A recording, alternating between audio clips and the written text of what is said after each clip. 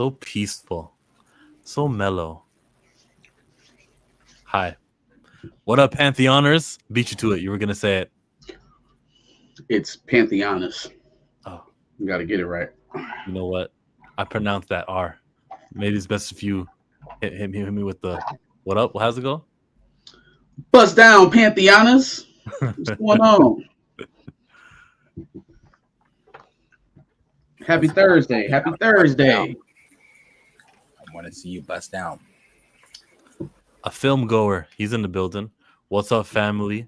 What's good, party people? Junior, Tyson AJ. and Relax. I guess that's where we're gonna begin, bro. Tyson and Mayweather. Why not? What's up, Groovy and AJ? You know how many followers that Mike Tyson has on his Instagram page? I don't, but are they telling me that Mike Tyson and Mayweather? You see that poster? This is comedy, man. What is it? We was literally just talking about this, about the Tank. the Davis and Paul fight. What is it with boxers and money management? They make so much money. Like on a per fight basis. Canelo fights maybe 2, sometimes 3 times a year. Like 2 times a year.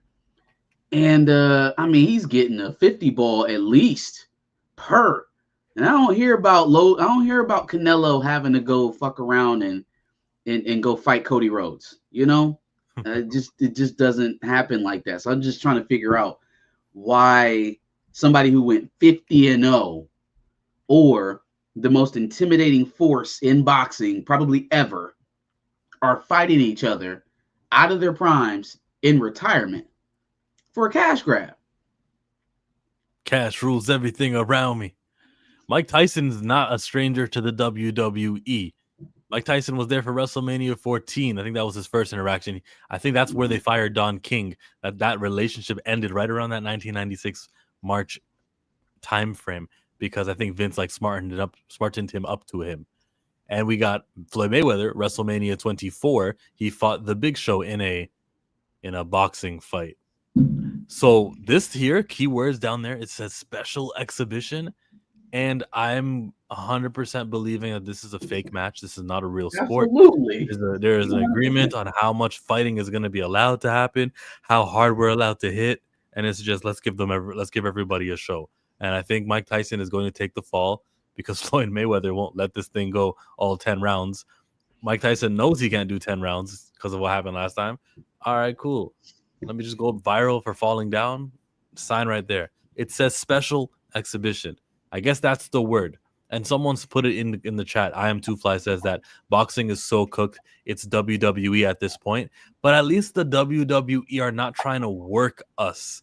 It's well known out in the open that this is a fake sport. It's perceived violence. They're all trained professionals who are participating in a fight.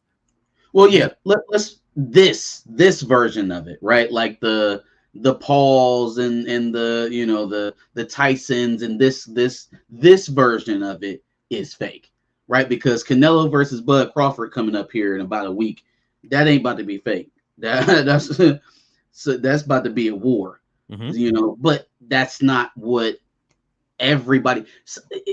You would think the top level of your sport doesn't need to do that, and Gervonta Davis is absolutely at the top of the boxing world. It's a conundrum. I don't get it. I can't wrap my head around it. It's totally a fake fight. There are all fake fights. They just don't admit that they're this brand new league. They'll use the word like special exhibition. So I guess that's going to be the word that we got to look for. Special exhibition. Oh, okay, it's just no one would pay for this on pay-per-view. Not many people would, but it's on Netflix. Whatever. They want watch time, they'll get it. People bought that Roy Jones Tyson fight. People bought that one. But you're right. They have been flirting towards streaming services a lot more than pay-per-views have all but gone away. What do people do pay-per-view for anymore? Well, the connection better be good. Yeah. Mm-hmm. Yeah, I am kind of worried about that for the Bud versus Canelo fight because they didn't do well on the Tyson Jake Paul fight. It was a travesty. Well, they do Monday Night Raw every week, so maybe they got their practice in. Let's hope. This is on Netflix, isn't it? Coming soon. Yep. Fight Sports. So. Where's the Netflix logo? or maybe not. I don't see their thing on there. What is Fight Sports? Is that a channel? Huh. Never Weird. heard of it. Someone's top comment is, "We ain't falling for this again. Come on, Mike, you're just ruining your legacy. That last Jake Paul fight was weird as hell." People are upset with it, but Creed I don't know. versus I think Drago. fool me once, shame on me. Fool me twice, shame on you. You know what it is. Mhm. I actually messed it up by accident right now. It's You kinda fool me once, you can't fool me again. Yeah, and I'm Bush. Yeah, it's just like now if you guys are like going in for a real fight, and if it's not on Netflix and if it's on Fight Sports, maybe they're still looking for a home. But if it's not on Netflix, then like who's really gonna drop $30, $40 to be like, let me see these two old timers in something that probably won't be a real fight? You're just kudos to you. Kudos to you. If you want to spend your money on that, some people watch reality TV, some people go karting. Everyone has their hobby. Yeah, no, I think there's a visceral nature to combat sports that makes things like WWE kind of stand in their own. You know what I mean? It's that is more an affinity for storytelling than it is for the actual violence of the sport. When you go to boxing, people want to see knockouts. Like, they're not gonna tell you up front, but they want to see some blood. They want to see the cuts. They want to see the bruises. Yeah, they want to see the violent nature of fighting. That is what they're paying for. Just like when you go to a hockey game, you hope you see a fight. You know, that's just what it is. So I think taking that part out of it, like now that it has become like we know it's a thing, like it's a thing now. Like we got it. We know what's going on. I don't know how much longevity this has, and it's only going to take one of these things to flop hard for it to stop. So, will it be Mayweather Tyson? I don't think so. I think that one's going to get everybody's eye. I do think that one will attract a lot of eyes. You know, when Logan Paul fought KSI, I think that was a real fight. They weren't scripting anything. They yeah, really because neither one of them were fighters at that point, so it was safe. And then somewhere along the line, it just got worse and worse. Tyron Woodley getting knocked out by Jake Paul. Now I'm looking at that questioning, like, did you just get paid to take that fall, Tyron Woodley? I believed it at the time because it looked real. Yeah. And then he was saying it was real. But then you see who was it? Jake Paul fighting Gypsy King's little brother. He was fighting the Gypsy King, little Tommy Fury. Tommy Fury. And he whooped him. Because Tommy Fury actually boxes. And then all of a sudden now you're beating Mike Tyson after that fight? Huh? I just it didn't track for me. So even still, this isn't a match that would ever happen in actual competition, right? Like Floyd Mayweather would never fight at the heavyweight division. It's just not something that would ever happen. Floyd Mayweather is 135 pounds on a good day. So I don't know what people are actually expecting to get from it, but the name recognition, the spectacle of it all will attract some eyeballs. I don't think this will be the one that falls on his face. Are you watching? If it's free, if I don't have to pay. Like if it's on Netflix. If it's on something that I already have, then yeah, it's fine. It's a cool poster, isn't it? Yeah, it's a pretty cool poster. Is Floyd Mayweather's hair all the way back like that, though? At this later date, probably. Maybe. Happens to all of us, guys. That's what makes the UFC the best. Is Floyd still fighting with Young Boy? Wasn't him and didn't Young Boy? Who's Young Boy? Is that the promotion? The NBA Young Boy. Oh. They was John. Man. Oh, his Floyd daughter. was John with him. You're making us look real old right now. Oh, yes. Who's Young Boy? Is that a promotion team? No, because it's always like Money Team and something boy. He does have something boy. Sorry, everyone. I'm a grandpa. Whoa, but like, senior I know citizen that over here. NBA Young Boy was dating his daughter at one point. Mm-hmm. They have a And I know child they were, together. yeah, I was gonna say they have a kid together, and they were going back. He was going back and forth with Floyd. Mm. He got on live, told Floyd, and nigga, I'll come, NBA, nigga, I'll come to your house now. Yeah, I can't be a world champion and have somebody putting their hands on my daughter. Like it's on Hell, the internet. Like he dragging her down the goddamn hotel hallway. Really? Woo! yeah, Priorities. Yeah, absolutely. yeah. And Mayweather didn't do shit about it. Priorities. Besides, go back and forth with him a little bit. Priorities. Yeah. I will say though, he's with his grandson a lot. I think he takes to being a grandpa.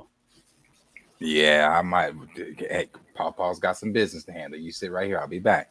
I'll tell you what, because the way NBA got on live and was calling him out too, I was like, Floyd. Yeah. Yikes. It reminds me of. Did you see the Brittany Renner PJ Washington exchange? I did. Unfortunately. I saw the video on my newsfeed. I meant to watch it and I didn't. It's just disappointing, man. It's like, yeah, the baby's crying. It's all because of you. Let's record it. And just, I don't know if it's Brittany Renner's mom, but there's a woman recording the whole thing, and she's It was so instigating. weird. It looked scripted almost at the point till I realized which one of her baby daddies that was, and I was like, well, he has no reason to blow this up. He just got a new contract. But yeah, no, man, it was just funky all around. Like, why are we recording the exchange? Why would you use the kid crying? Like he's a kid. They cry all the time. Like my child cried 72 times today alone. And so is the goal, because the child is crying right now because he's leaving mom to go with dad. That means you're bad as a dad. Like, how do I know? Yeah, because then somehow that curtailed into her talking about the money that he gave the child. Oh, you only gave this amount of money to your child, and you gave this money to that whore. I'm like, man, what are you even doing right now? And his wife was sitting passenger seat, like PJ Washington's new woman is sitting right there. She shouldn't, and she hears that, and then she says something, and it's like, wow, what a chaotic. And I saw like the top comment says, "You never bring your current girl with your ex girl at the same place." And I'm we like, gotta grow up. Like we gotta grow up. You had a baby, and then y'all moved on. Like you was the one treating it like it was a financial situation, right? So he treated it like that too. We moved on. You're both supposed to be adults about this, or was that not what you was talking about in your videos when you was talking about scooping up your next NBA baller and all that other stuff? Because like there's another layer to this. Like this is the relationship that she sought to a certain degree. Yeah. Right, outside of that whole episode with Kevin Gates, I don't know what the fuck that was, but this is the type of relationship that she sought. So for her now to be in the middle of it and then be like, oh well, you not doing this and you not paying attention to this and you not paying this, well, that sounds like wifey problems, and you are not that. And you would think that for a person who's always in the public eye, you would want to turn off at some point, especially around your kids. And it doesn't seem like that's really in her purview to ever not be on. So it's unfortunate. Peacemaker? I have not seen that show. Don't plan to watch it. Change your mind with this one right here. Likewise. Oh, now when this happens, yes. Let's see. I will fast forward to that part. What part? Oh, I know what you mean. Yeah, okay. You've seen the rumors swirling that rumors of what? Oh, here we go. That I don't wear socks. It's true. Oh no. The rumors of Blue Beetle appearing in this upcoming season of Peacemaker. And James Gunn even said in an interview that those wanting it aren't out of luck. He did. What's your reaction to this? Which I kind of just got. I mean, dude, I don't envy his position in having to like dodge diplomatically rumors left and right. There's a couple of Blue Beetles. So I don't know, like I would just say that I know that there's anticipation. He doesn't know what he's talking about. Just overlook that. To bring all of these people to the universe eventually. And when it comes to Peacemaker, like I have always been the biggest fan of that dynamic of Jaime and Peacemaker. So you know, I'll be watching alongside everyone else week by week. I have nothing to say to Peacemaker. I have nothing to say to this universe aside from the fact that I'm just a fan and really excited to see what the heck they got going on. I'll tell you what, and I do this with all roles. I'm not just nitpicking. He needs to slim down. And I say this as someone who follows Sholo on Instagram. He has a podcast. He has a podcast with one of the guys from Cobra Kai. So if you see him sitting in the podcast chair, because it's an open, their podcast setting is open. It's like they're supposed to be in a living room. So you can see his full body. And like he just showed, he never had socks on, even in the podcast. He's gained weight. Blue Beetle is not a heavy set dude. How big has he gotten? Are we fat shaming here, or is he just? No. Let me see. Let me pull it up. I don't think that's terribly bad. I can barely see it. That's not a current picture because the dude to the left is not that young any longer. This picture's from April 16th. Yeah, all right. It's all right. This is Blue Beetle-esque. I don't know. He's a little bit more hipster. There we go. Okay. All right. He's got the jacket on. You can't really He's tell bulking. what's up underneath there.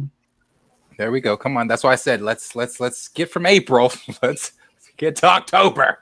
He getting a little wide, just a little bit. And I mean, he's not big though. You know, I don't think you hit the treadmill. It could just be his clothes too. You know what I'm saying? People like frumpy clothes.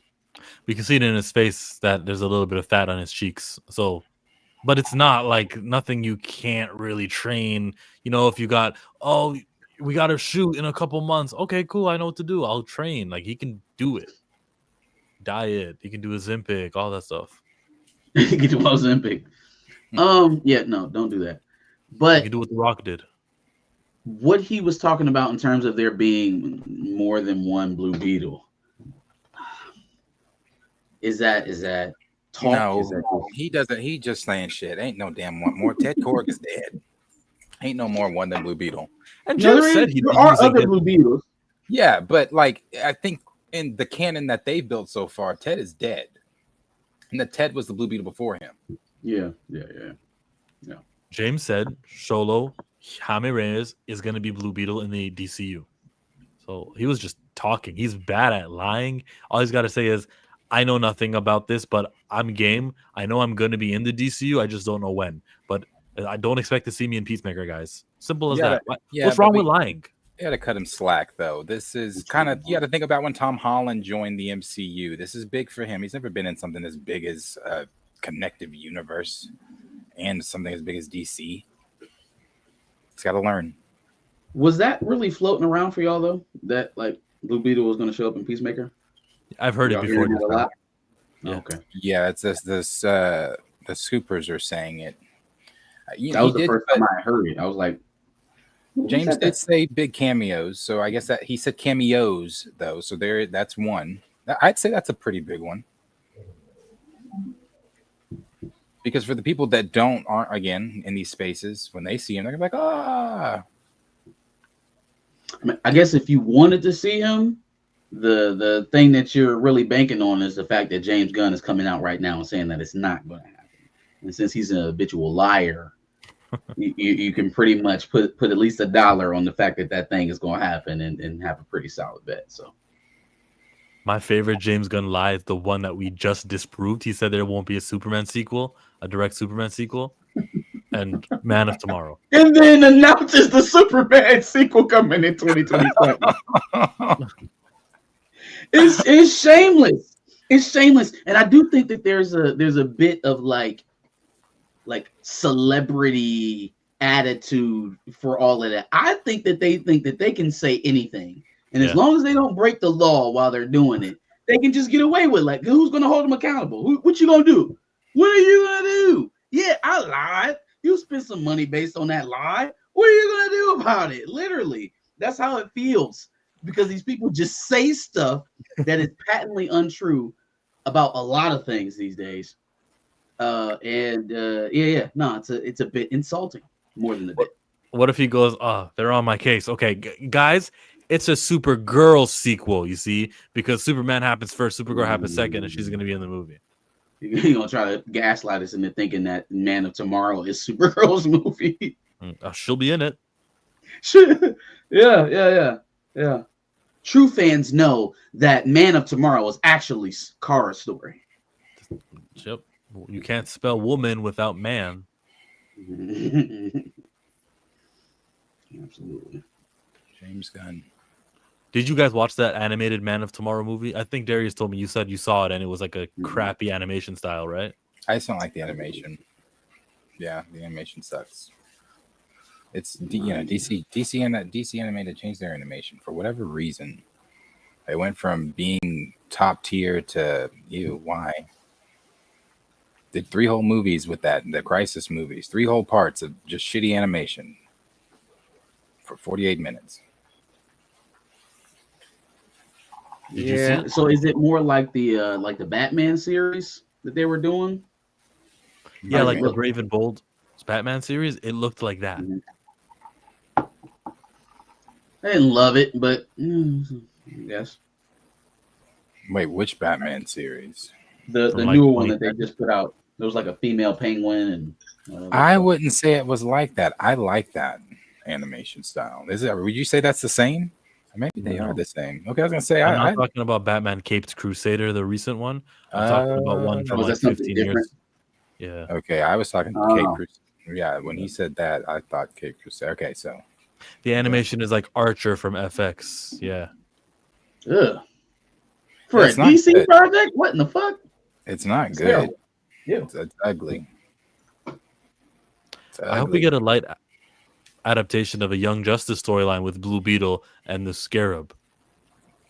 I wouldn't Yes. mind if Peacemaker gets hijacked with that storyline. Yes. Yes, and again, change the Scarab. Don't make it that female voice. Not being, misogynistic. Just don't want that. I want the Scarab like in Young Justice. Talking to Jaime, everything like that. The episode I was watching last night, Calder was threatening to blow up, the cave, and the Scarab said he bluffs. Vaporize him. I was like, yes, that's what I want. That's what I want in the Blue Beetle movies. Who was the voice actor there? I have no idea. I hope he's like still young enough and able to do it now. If not, they'll get Pedro Pascal. Pedro's busy about to be tonguing down Falcon, Mr. Fantastic and Falcon. He's very He got- anxious. He got cast opposite of Danny. Is it Ramirez? Yeah, in the new gay film. Who's directing that? I forget who's directing it. It's crazy when you say Falcon. I'm not thinking about Daniel Ramirez. I actually think about Sam. I was like, yo, he gonna be kissing Anthony Mackie? No, sorry, Danny Ramirez, the new Falcon. Maybe I should have said that. Shocking either way, but anyways. Hey, Clinton lied to us, and he was the prez. Y'all probably too young to remember that. No, I remember I did not have sexual relations with that woman.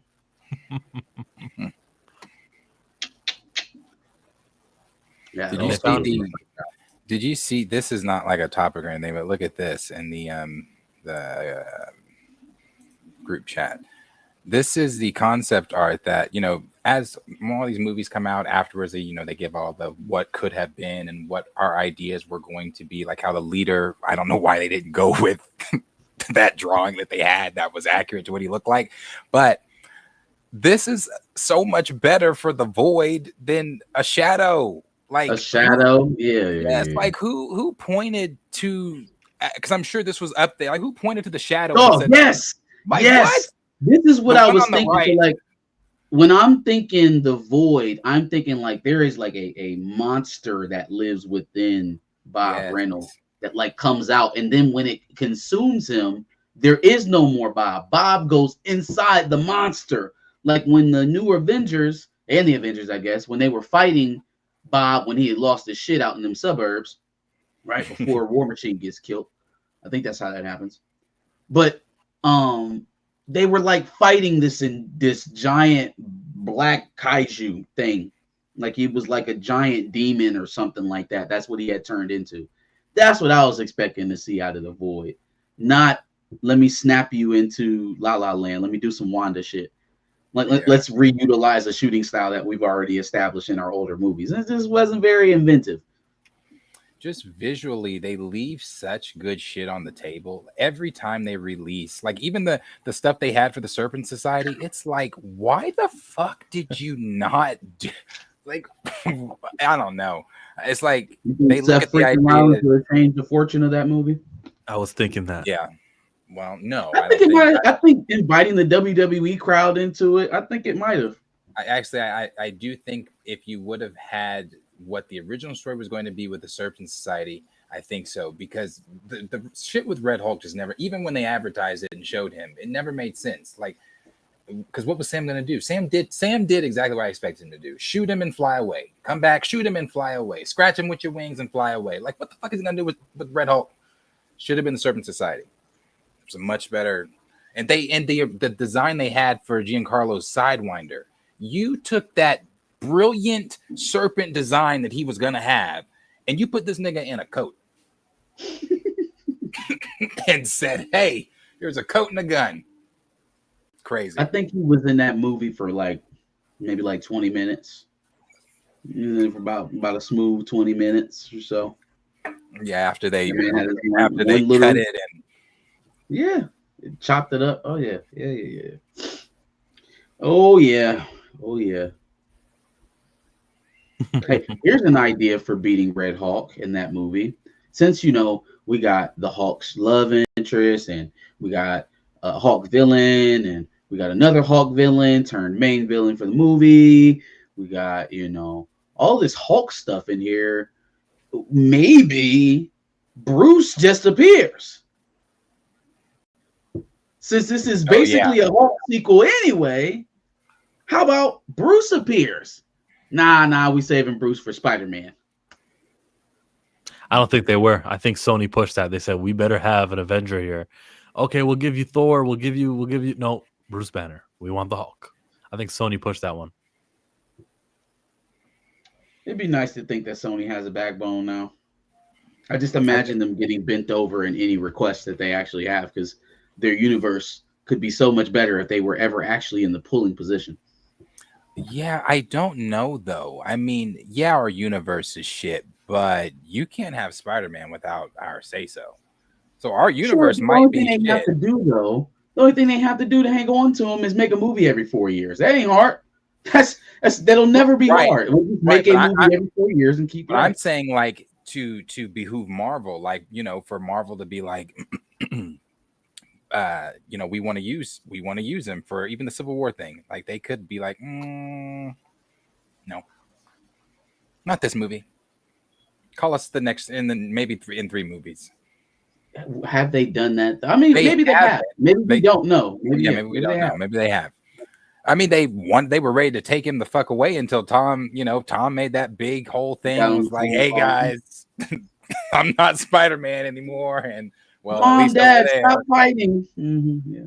Yeah. Amy, Kevin, please get along. Tom, if you're watching, I don't shame you for that. Thank you for putting your pride to the side and calling him I definitely don't shame him for it. I'm glad you did. I'm glad he did. I'm glad he called. You know where his bread is buttered. He know where the money resides. Where the money resides.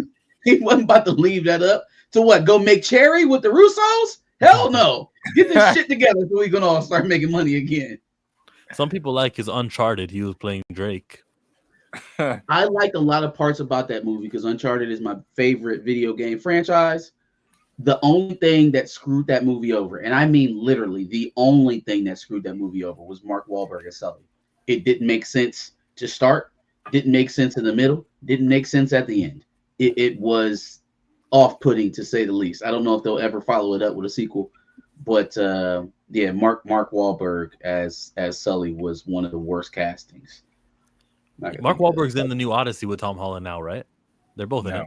No. Please, God, say no. Matt Damon? Matt Damon is in there, not Mark Wahlberg. Sorry. Yeah, Jesus. My pocket car in the Harvard Yard. He said that the Odyssey is the best movie I've ever read, the best script ever. You know, some people were going at Tom for that. Somebody I saw a tweet that said, "Well, I would imagine so, considering his filmography." Yeah, that's what I'm saying. Like, of course it is. It's a Christopher Nolan movie. What do you mean? Yeah, and then someone's like, "Well, yeah, you've played Spider-Man 3 times," and I'm like, "Hey, now he's had to pull some emotion out of those Spider-Man films." No, I think Tom is a good actor. Yeah, Is he's he a good a actor. lead outside of Spider-Man? I I think haven't seen that proven definitively.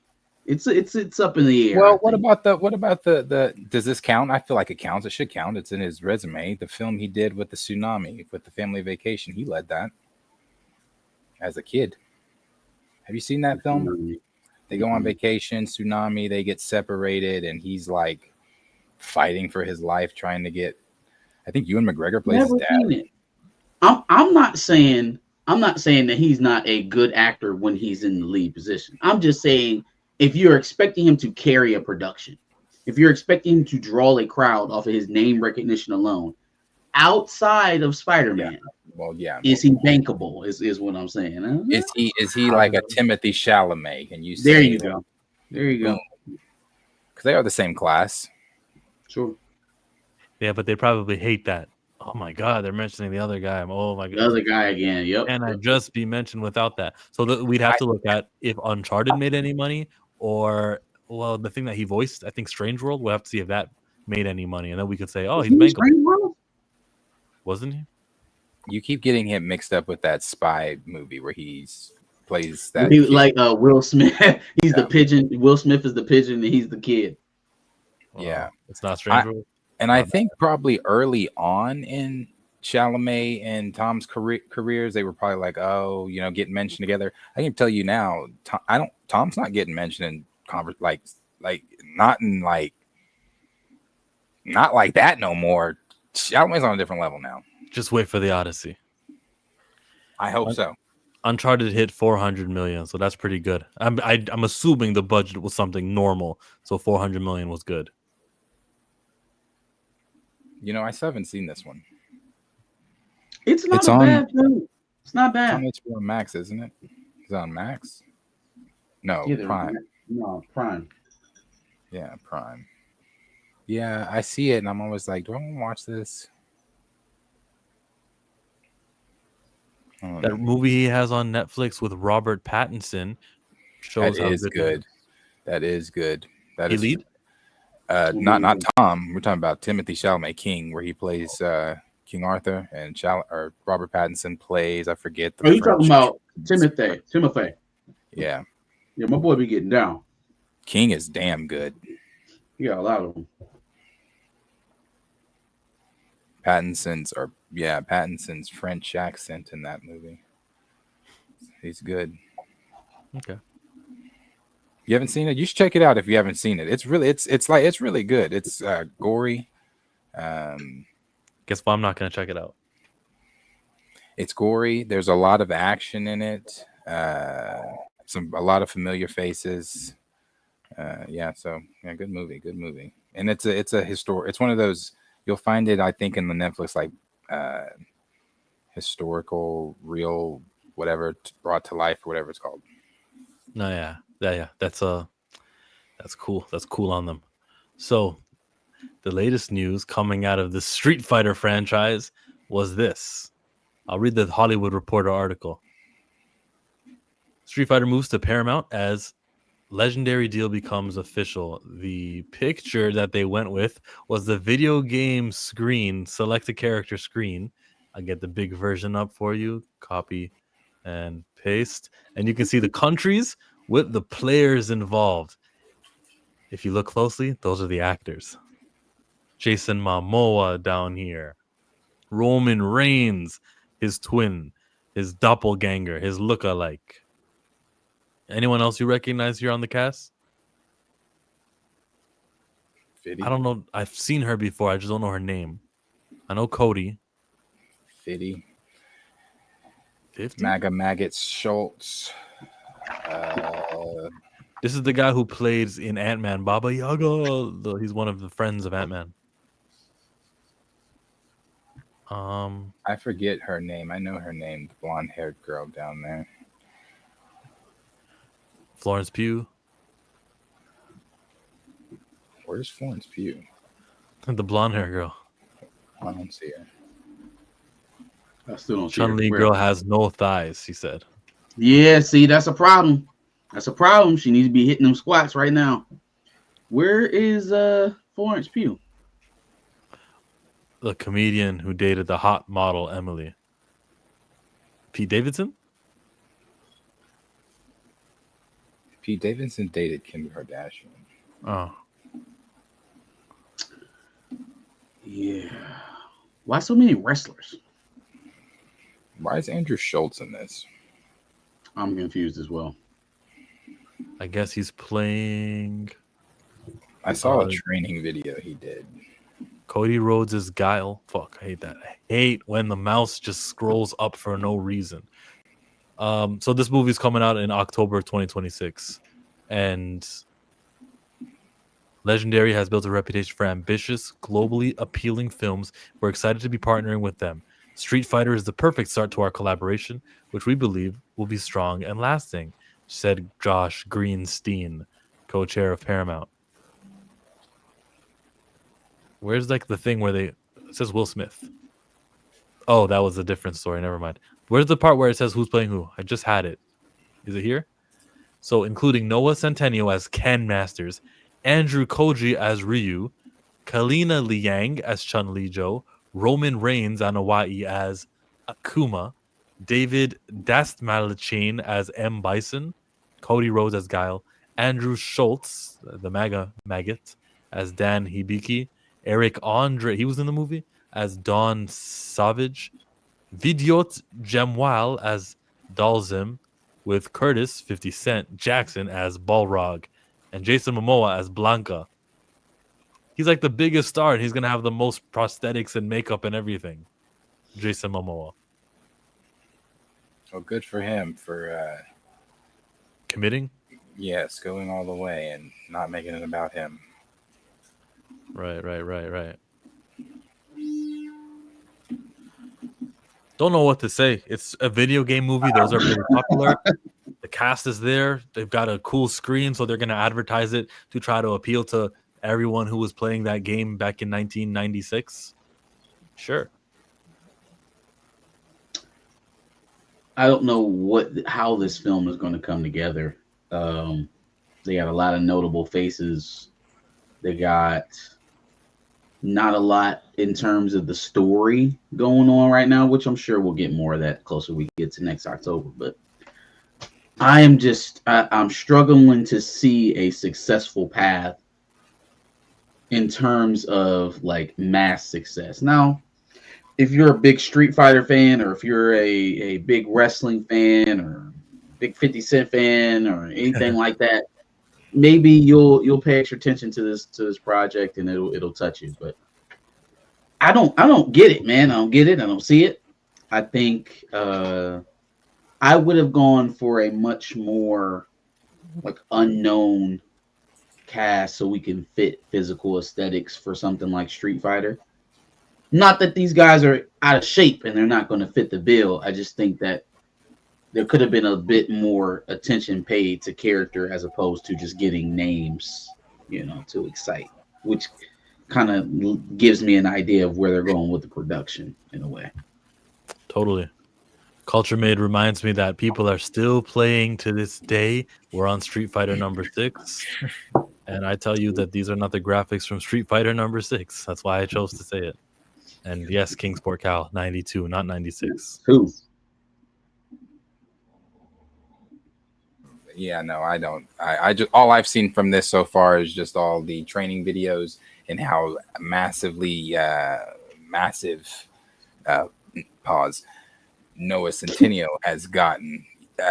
He has put on weight. I don't know who he's playing, but he's on weight. I hope he scooped up Chun-Li chick and made her do some work while he was working out. Like, come on, you come with me. You on my diet, and you work out when I work out. Not Street Fighter related, but I do have a question, and this was more so kind of been one that like top things we could have talked about. I just had a question. Have y'all seen? Because I'm gonna tell you until today, I saw it. I think yesterday. I didn't know. I thought that was just some white man. I didn't know that video was Drewski. Have y'all seen that? Yeah. And your thoughts on that?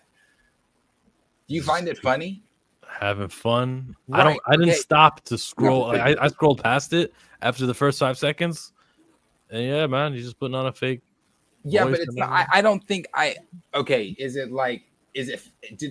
am I laughing at the fact that he's doing this? No, I'm laughing at how ridiculous it is because it's Drewski. But it's not funny because I agree with some of the other comments. If the shoe was on the other foot, we'd be going insane. Exactly.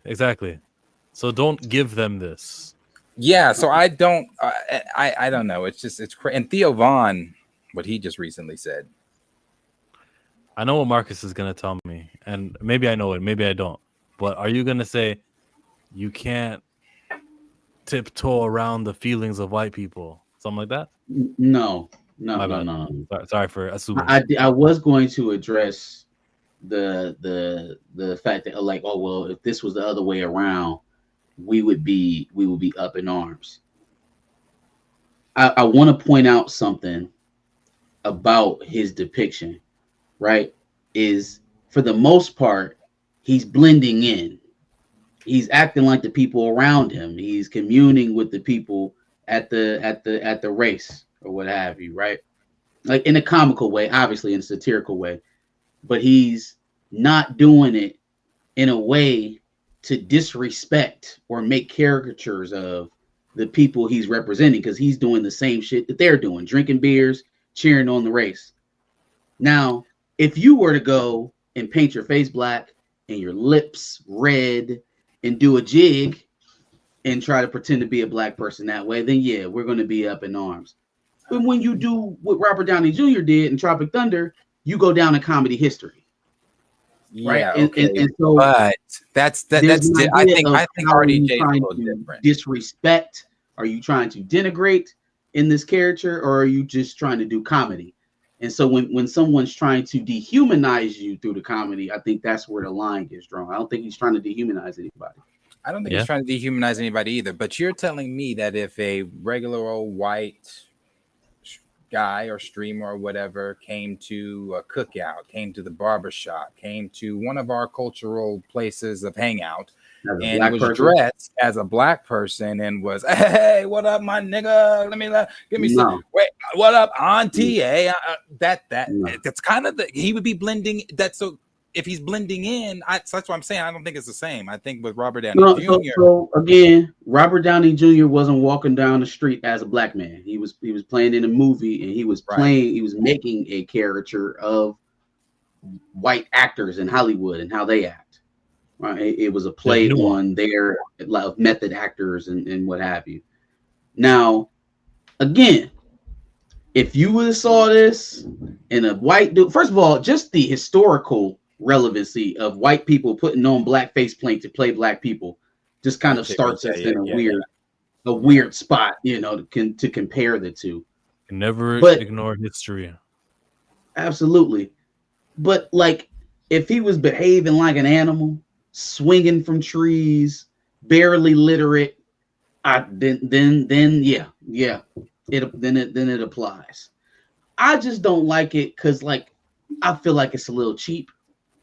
It's very reactionary.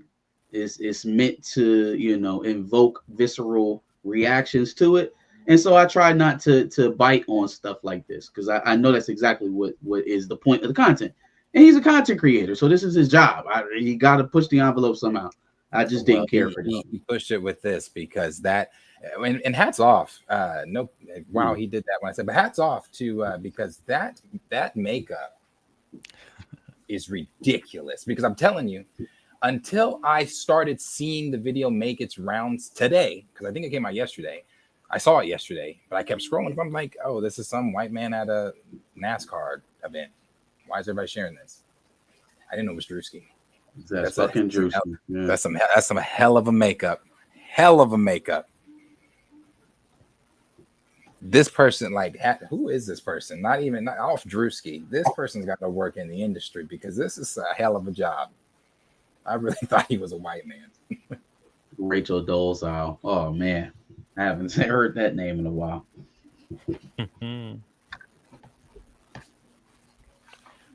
Since we're on Instagram, I saw this recently that Universal has removed the Jordan Peele's new movie from their 2026 release calendar. What That's movie was Trouble that? in Paradise. Or maybe they're moving it. Maybe it gets moved. We haven't heard any.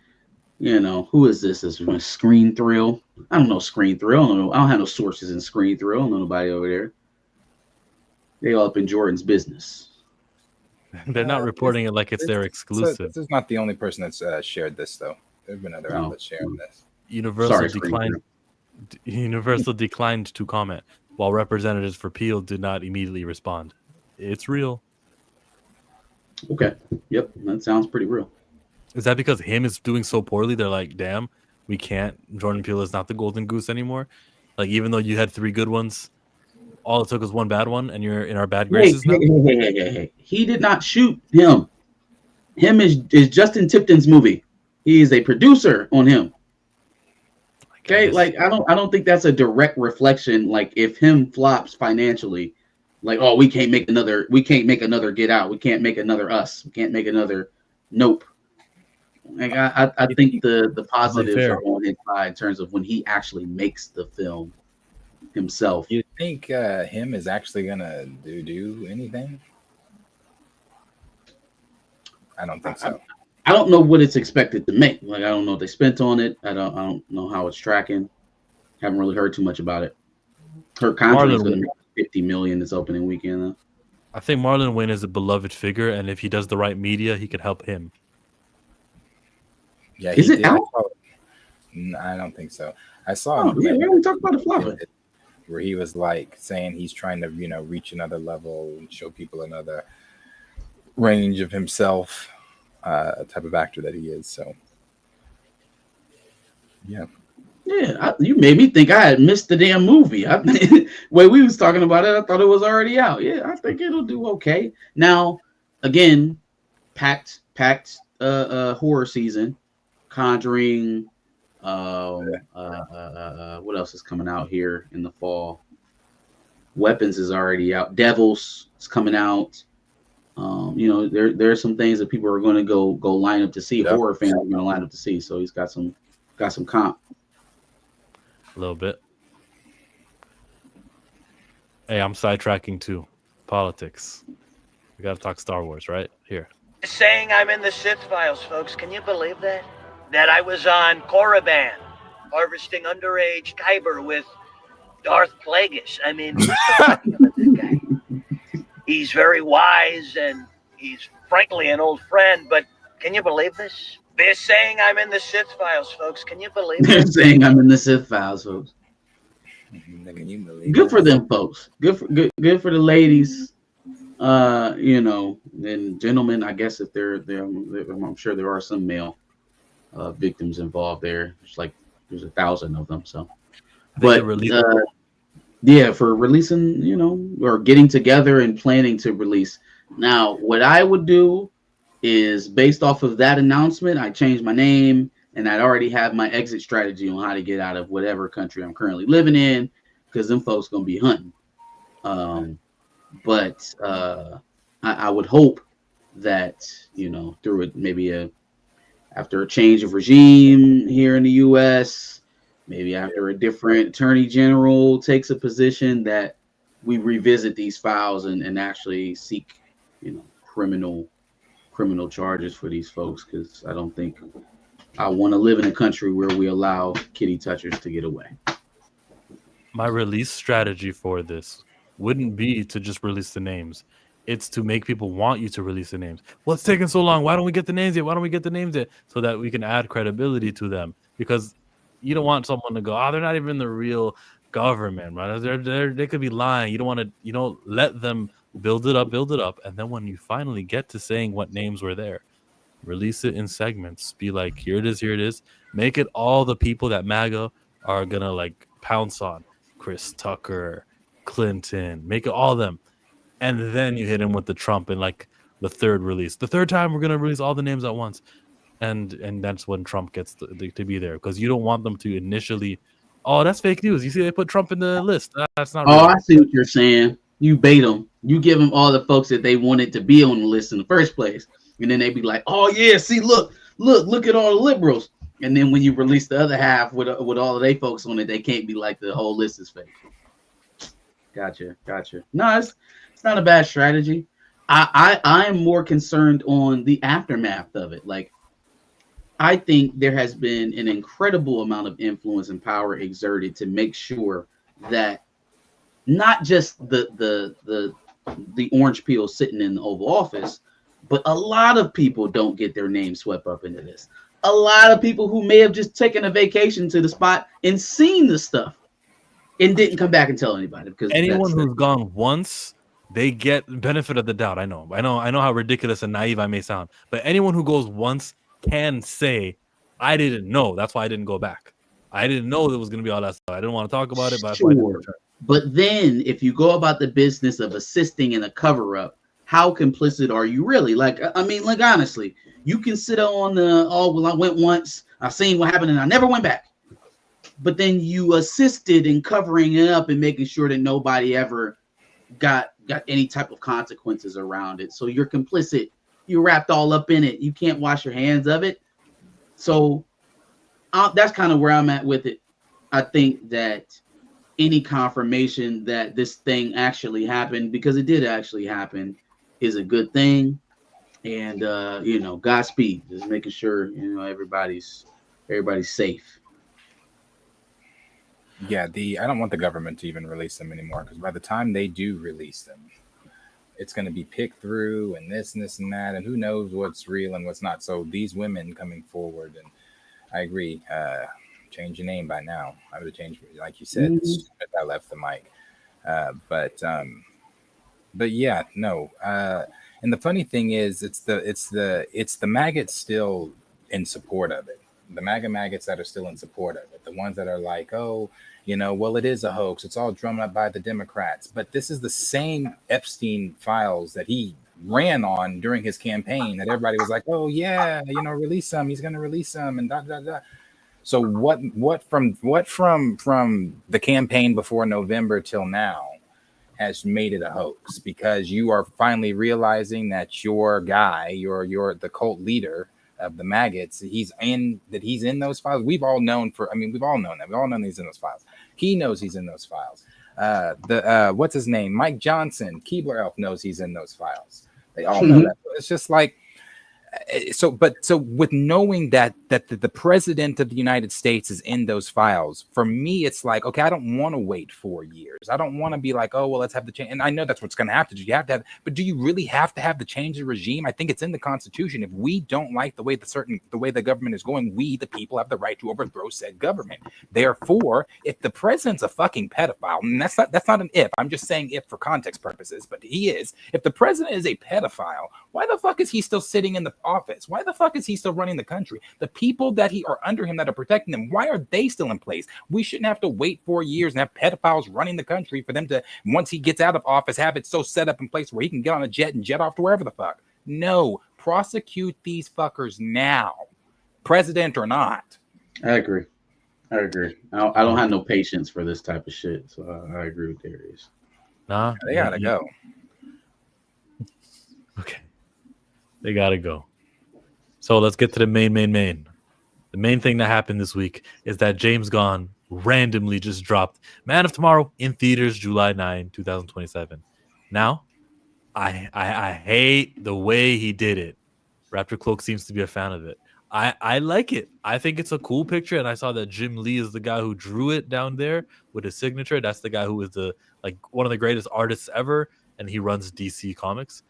I like the way that this looks and everything, but to just drop the announcement with no hype is actually stupid.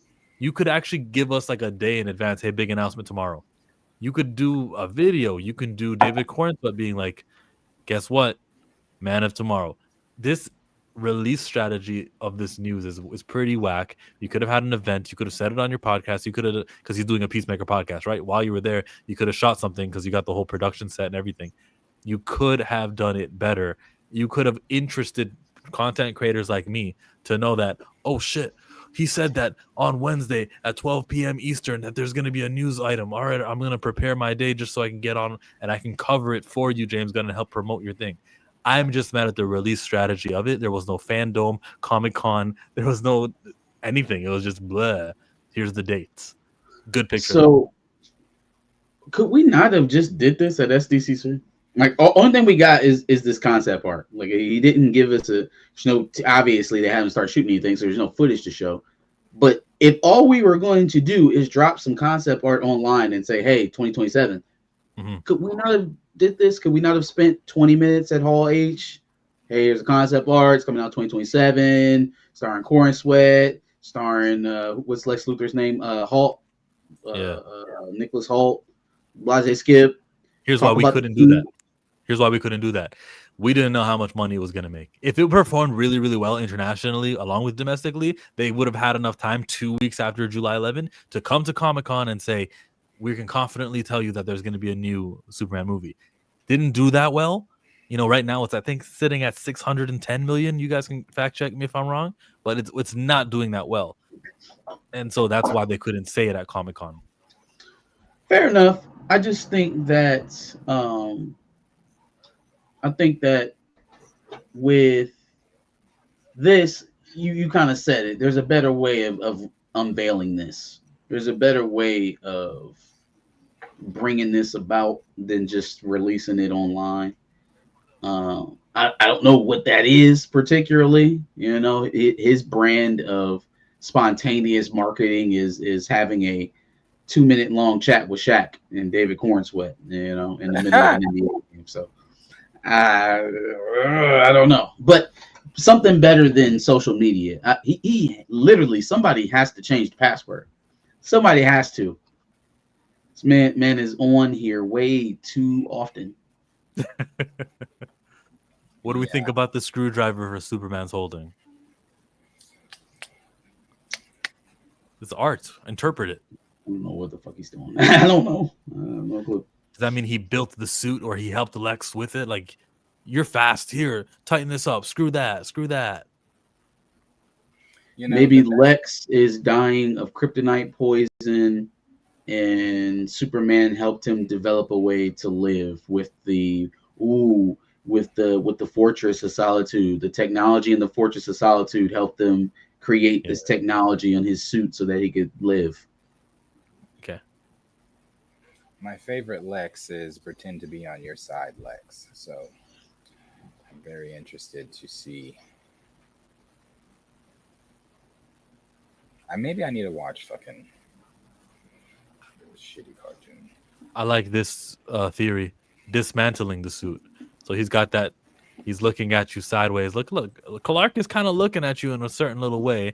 And maybe I might need to dismantle that suit. So I'm just going to keep this thing handy right by my side. Yeah, because I need a screwdriver. Because I'm ultra polite and I don't just want to smash it off of you. Yeah, Lex has got his big fist right over there, like he's ready to fight, and and Clark is just going, "Okay, we'll fight together for now." Yeah, they have to fight together. At this point, we just playing a guessing game because this probably means nothing. Like, it probably in the long scheme of things, the time in between now and when this movie actually comes out is probably going to change several times. So I don't think we can really interpret too much. In Man Up Tomorrow, the actors that are in it so far are in the movie that is currently on HBO Max. All those characters are currently besides Martian Manhunter. Now, that could be a surprise thing that's maybe mentioned, later on. But they are all in the movie, and the villain is Brainiac. And I do believe those two do team up. Lex and... Yeah, it's not nothing. It definitely is insinuating a team up. Cool. It's not everything either. I know what you're saying. It's just like it's all subject to change because also Peacemaker's in this, and Peacemaker damn sure isn't in that fucking HBO Max movie. So things are going to be different, and he's going to probably do wonky things, and who knows? Is Gunn still doing Chapter 1, Gods and Monsters, or not? I was about to say, what is this? Are we in the Superman era, or is this Gods and Monsters? Probably Who knows? somebody reshared that panel deal he did from that closet and said, so all this was bullshit. Yeah, More bullshit, a bag of bullshit. basically. Basically. And he'll never be in front of an interviewer who will press him on it. Who will ask him about it? Like, come on, man. My favorite is Simu Liu giving the thumbs up. Did you see his tweet also? The little face that he made? Here it is. So somebody said, somebody was like, I genuinely don't remember the last time a superhero movie had a sequel turn around this fast. And he gave the unamused face. He's sick. He's sick. So Shang-Chi got to show up in Spider-Man, man, because they took his director, told him to sit down so they can make the 4th Spider-Man movie before he get his 2nd movie. How much blame do we put on Simu Liu? I can make a case right here that you've made terrible choices. You were in that Jennifer Lopez Netflix movie. I guess you were a supporting cast in Barbie, so that's something. You were seen. You were supporting cast there in a very big movie. So you don't think that if Marvel greenlit Shang-Chi 2, that one of those movies just goes by the wayside? Hey, I'm sorry, I'm doing my own thing. I mean, so he can be a supporting role in Barbie. If he was a bigger star, if Shang-Chi, if Simu Liu was such a big star after coming out of a Marvel movie, he was doing big things in Hollywood. He could probably go, guys, shouldn't you guys make a Shang-Chi 2? I'm Simu Liu. The same way Tom Cruise says, I'm Tom Cruise. The same way people say that their name is what they are. Simu Liu didn't take big roles. But then also, white supremacy, racism. I was going to say, he shaded towards the colorless, but he's not exactly colorless. So, there's still a little bit of, you don't get that type of treatment that way. He's not getting the Hemsworth. He's definitely not getting the Hemsworth, Ronnie Davis Jr. Yeah, no, I ain't getting that. And we know that those guys are getting all these roles. Glenn Powell, we've seen Timothée Chalamet showing up in lead roles. Robert Pattinson. We know what it looks like to be the leading man in an expensive movie, and Simu Liu's look is not that. So I don't know. I'm just speaking out loud and throwing out ideas. I don't really have a strong opinion on that, but I can say for sure that if Simu Liu skyrocketed his star power, they would be happy to do a Shang-Chi 2. Well, I don't even think it's happy to do it. It's not like they don't want to do it now, but it's so we need Daniel to do the Spider-Man movie. We know you were working on Shang-Chi 2, but we need you on the Spider-Man movie. I think that's happening regardless of how big a star Simon Liu is. Simon Liu. Is it Simon or Simon? However you pronounce it. I don't think, regardless of how big he is, that they're putting him in front of Spider-Man. And it's also not even, I don't even think it's the climate as well. We have to keep reminding ourselves it's the climate of Marvel. Let's do a Shang-Chi 2 when no one's watching Marvel. Why greenlight a Shang-Chi 2 right now?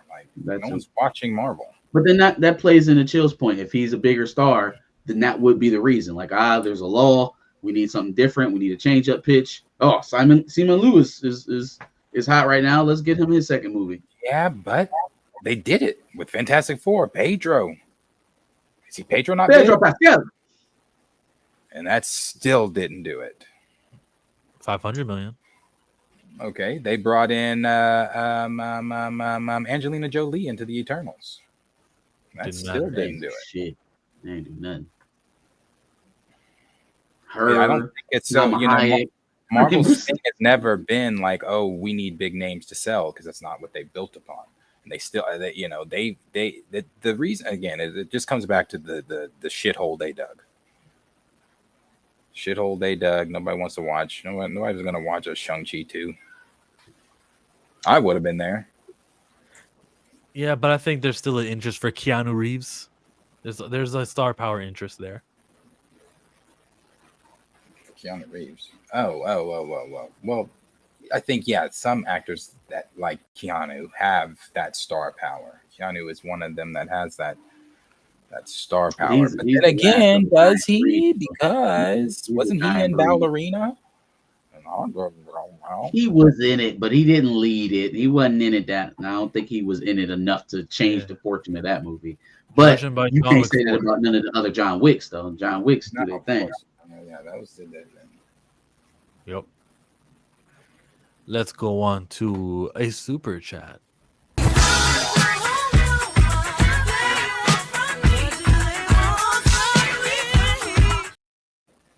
$2. Who was wasted more in the MCU, Idris or Sterling? Shaking my head. So Idris Elba Ooh. played Heimdall, a race swap. What's not even who cares? And then there's Sterling K. Brown, who was the father of Eric Killmonger. You didn't need someone so good. Sterling K. Brown could be a Blue Marvel, right? Yeah, maybe Sterling Sterling. K. Brown is also one of the best, one of the more talented, most classically trained actors that the MCU has ever had, and they killed him in a throwaway death in the beginning of the entire Black Panther lore. But yeah, no, I'm going Sterling K because Sterling. Heimdall still got to have heroic moments. Heimdall had a heroic death. He had a son who turned into some fucking space ghost or whatever. You know, he had other things going on. Sterling was up out of there, man, and he birthed, you know, Killmonger. So Yes. double whammy. Ijobu. The real answer is C. Jonathan Majors. Are y'all watching his new show, Sterling K. Brown? Sterling for real. Hey, so side note, because you're talking about Sterling K and his show on Hulu. Paradise. Now, Yeah. you know, I've mentioned about how cable packages have just morphed into a hobbled streaming package altogether. I now have Hulu for free as well. Sweet. Hulu, Disney Plus, HBO Max, all come included now with my, amongst all the other channels that have streaming channels as well. So basically, I just got a streaming menu. It's just a streaming. That's all cable has become. How much times have you had Hulu before? On my own, like I was paying for it, only one other time. Ever? Okay, just one other time. What's Yeah. the streaming service you haven't tried? Shudder, Peacock, Paramount Plus, Disney Plus. Haven't tried Shudder. Tubi. My first time trying Tubi was Damascus. Oh, I haven't tried Tubi until this year either. Haven't done Vudu or YouTube TV or Quibi. No, haven't done much with those. Prime is pretty easy to get into though, because you know the Amazon thing. Yep, got Prime. Tubi is it? Really? Just Tubi? Okay. See, I've there's a lot I haven't tried. Darius, what has like escaped your streaming service? You know, streamer. What do you mean? What's escaped it? Like, what haven't you done? What streaming service haven't you used?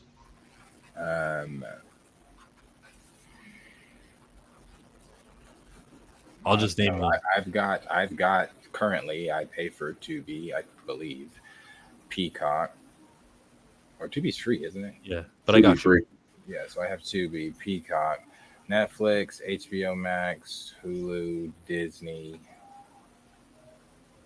What are you missing? Crunchyroll, the anime. Crunchyroll, the anime one. I've had that before. Crunchyroll. And I think that's it. I think that's all I have. Yes, I've tried every one of them. I mean, most of them I tried them.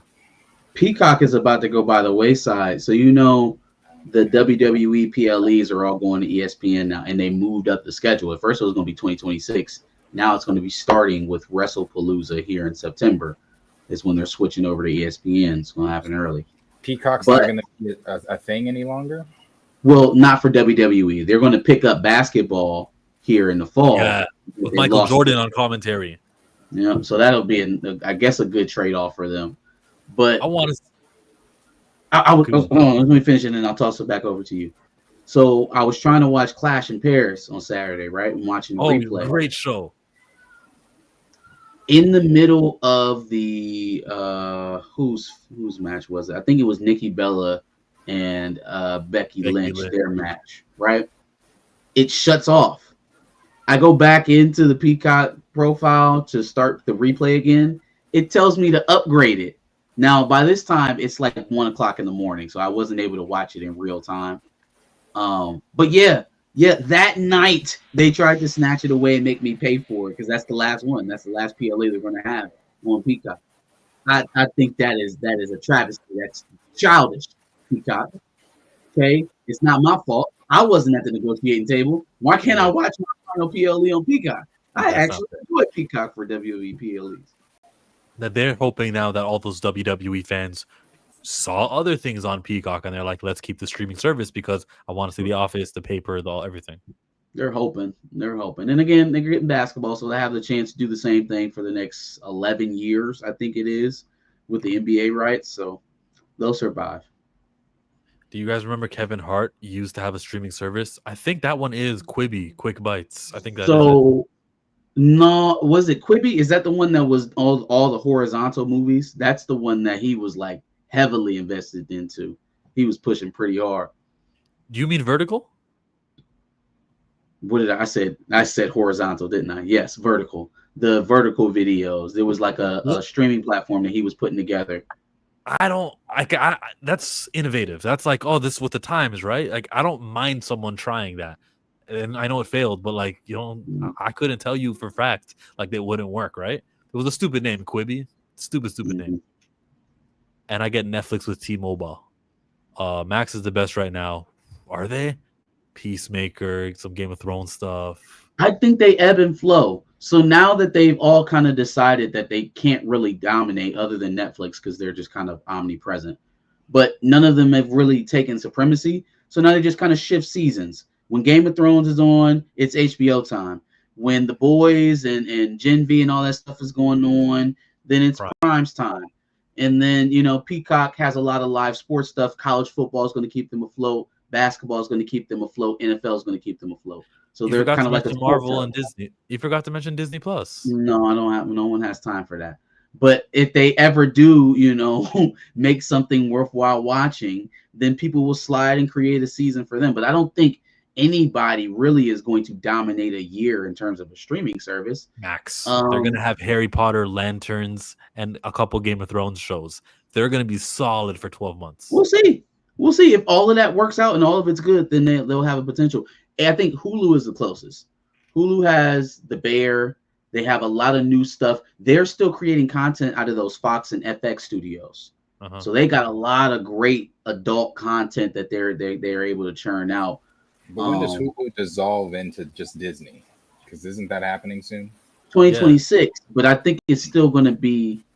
I think you'll know, obviously, when you're watching something from the Fox menu or just regular Disney Plus, right? I don't think they're going that far. Maybe not. I don't know. Maybe they're just going to integrate it all.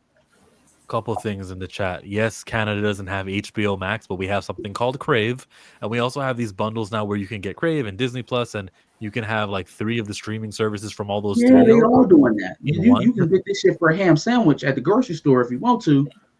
They're just it's really cheap. And they're saying basically, we're the studios, we're the legacy media. Netflix are these new guys who showed up less than 20 years ago. So let's all combine together and we can have like some sort of deal. You get a bang with your buck and all the streaming services are joining each other. Nextly, the next thing to tell you, Johnny Rastafari, Disney Plus got the second most subscribers behind Netflix, by the way. That is why rankings should never be taken as like real thorough evidence. When Disney Plus, I'll check it. Technically true, but when Netflix has like 300 million and Disney Plus has less than half of 300 million, maybe they're at 140. When it's that significant of a dip, you shouldn't be touting this. But you're trolling the truth. Also, it's only at that 140 because they increased the numbers with the Hulu, because they brought in Hulu's numbers. They were sitting at about 80. That might not be fact, but I'd rather check it. That is a thing. That's their whole reason for bringing in the Hulu library. That's why they're no longer reporting on the numbers. They're sufficient with what they're reporting right now, with the hovering around 200 million, and that's including the Hulu subscriber numbers. Here is Netflix with 301 million, and then second place would be there's the JioStar from India, which I guess doesn't really count. They got 280 million, but again, remember how large their population is. So Disney Plus has 127. Hulu has 55.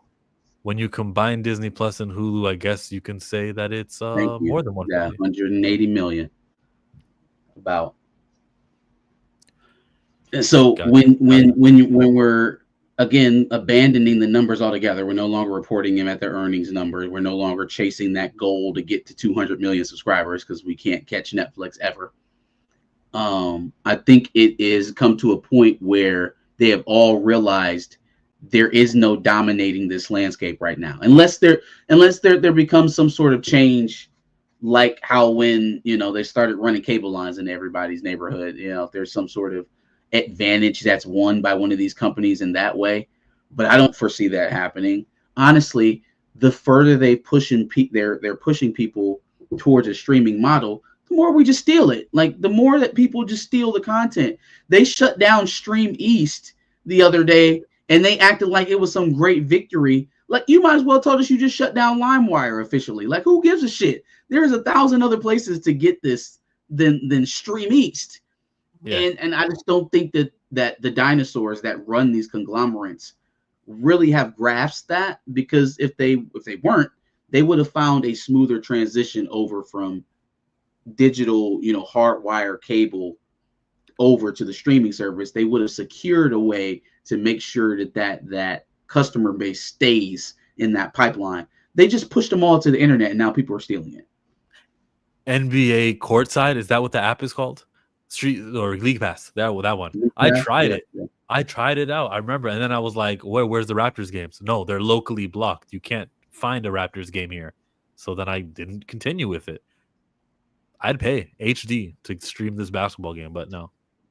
NFL Red Zone, the service that takes you around the league every Sunday and shows you every scoring play or every turnover. It's going to have commercials now. Yeah, you're going to have commercials now. So not only are you paying, like you can either pay semi-annually or pay for the whole year up front, but it comes with commercials now. I can't do it. Can't do it. You're paying a one-time fee to watch ads. I don't understand. AJ says to cancel Disney Plus. I've been canceled Disney Plus. I don't know a single person that uses Peacock. Well, wrestling fans do. Wrestling fans. And people who want to see Bel Air, they're gonna see watch Peacock. There you go. Ironheart and Eyes of Wakanda made a bigger splash than you think Disney Plus has catalog. Okay. Alien Earth is fire. I'm hearing that a lot. It is really good. It is so good. I can't wait to break it down. Watched yet. Well, you want to tell Johnny anything then? Like, I don't care because it's not my fault. It's my fault if I haven't seen it and I'm gonna get spoiled. What do you want to say about Alien Earth? Since it's really good. No, no. I'm not gonna say anything specific about the show. I think it's really good. Yeah, I don't know why I haven't seen it and I want to see it. Yeah, I'm not about to spoil it. I'll just say that if you are an Alien fan, like of the franchise Alien, I think you'll like this show a lot. If you are a fan of split storytelling styles, like they kind of tell it out of order, I think they'll speak to you a little bit. But it's action packed. There's not really a boring moment in it, and it does ask a lot of you intellectually. Like there's a lot of questions in there about man, AI, and where it's all going in terms of how humans are going to live in a post AI world and stuff like that. So it's a really smart series. I like it. If you're PC savvy, you ain't got to pay ish. Been doing this for years. Facts. Same. You know, Henry tells me that all the time. That's how he does his shit. But I also don't mind paying an affordable price for a service. Like when Disney Plus was $6, great. I get to watch The Mandalorian. I gotcha. I'm a lifelong sales guy, so I can always appreciate a good value. But when you're clearly gouging people, right, and then even within the price gouge, you're trying to maximize your own profit by stuffing it full of ad placement. Well, then, you're basically ordering people to steal from you. It's just like you're not going to offer them anything. Then sure. I didn't watch anything on Hulu except Abbott Elementary. That's a show. Good show. Go. My bad.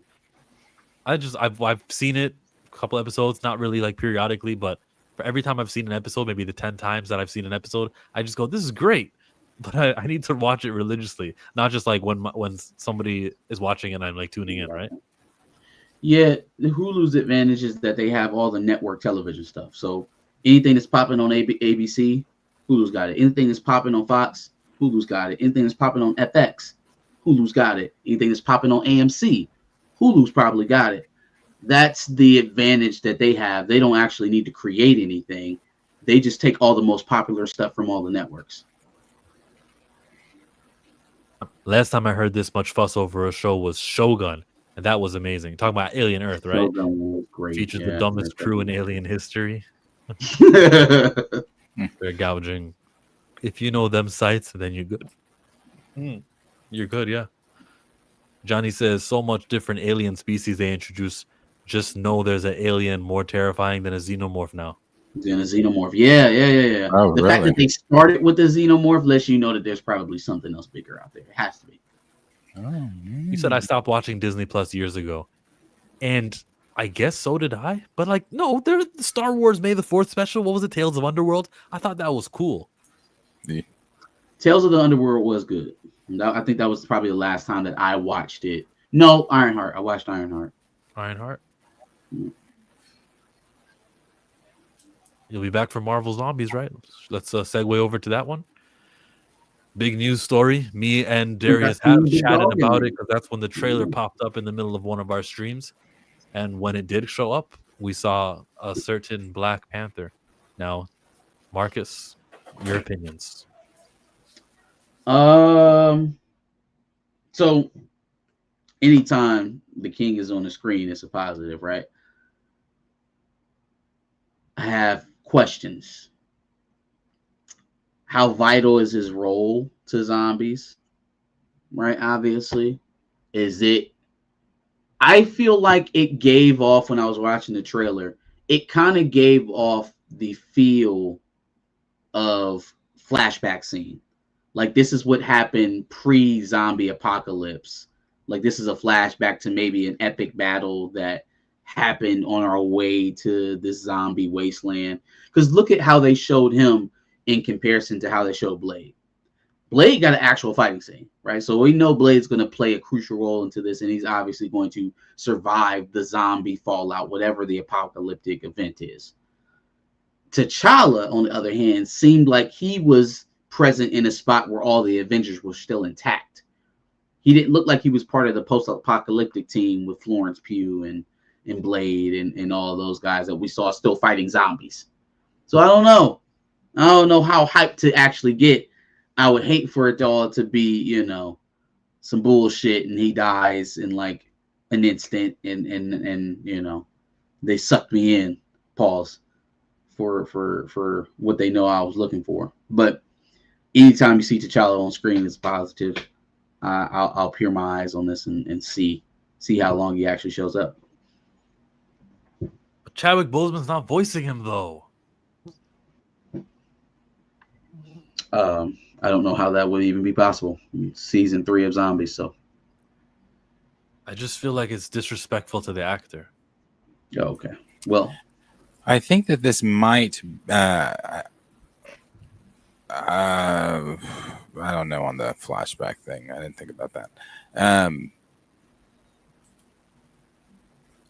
I don't know though. I'm hoping that it is a continuation. I went back and watched because that's the only thing I did like outside of Doctor Strange, and that finale with Vision. I went back and watched that Zombies episode. It ends on a cliffhanger, and it ends with who we see. And there, I don't know if and how I know it's not a flashback. The reason I know it's not a flashback and he's going to be in it like that is because you're not going to flashback Spider-Man. We're not just going to flashback Spider-Man. He's probably in it the entirety because it was those three at the end of the Zombies episode that escaped.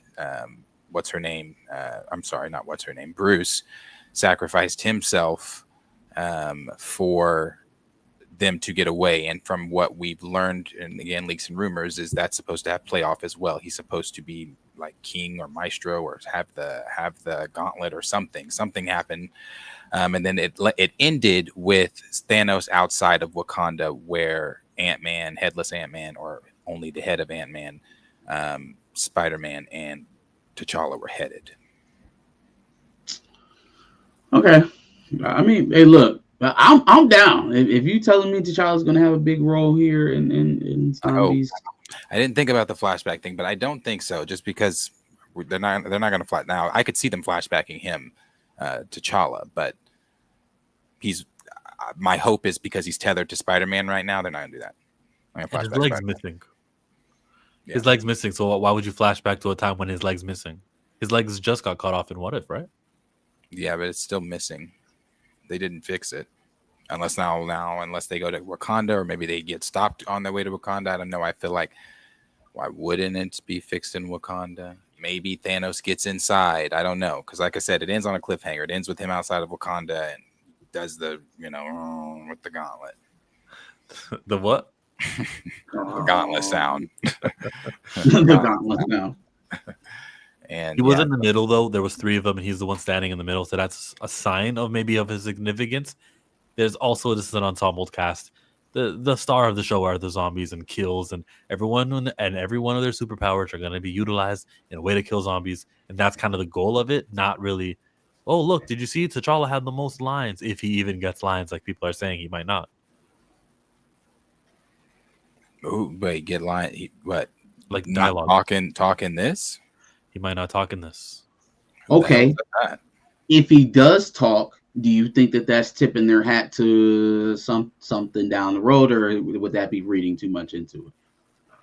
I think this is simply a continuation of what they did with the What If zombies. That's always what it was planned to be. We just forgot because they announced it in 2019. Chadwick Boseman's voice, 2020, they announced it. Yeah. But the voice on that What If episode of Zombies was done by who? I can look it up. It's not Chad though. It wasn't Chadwick Boseman, so then it'll be that guy coming back. Then that's a What good is sign. his name? Let's see, because they put out the names, or did they only put out the names of? No, they put out the names of the cast. So let's see. What is his name? What's the? Everybody big was named. Everyone big. So like his name, whoever he is, who's not Chadwick Boseman, he wasn't there. But did they name the Spider-Man actor? Because it's not Tom. I don't recall hearing the Spider-Man, seeing that Spider-Man actor. Like at the end of the trailer, all the names. There's like a list of 20 of them. It was just the actors.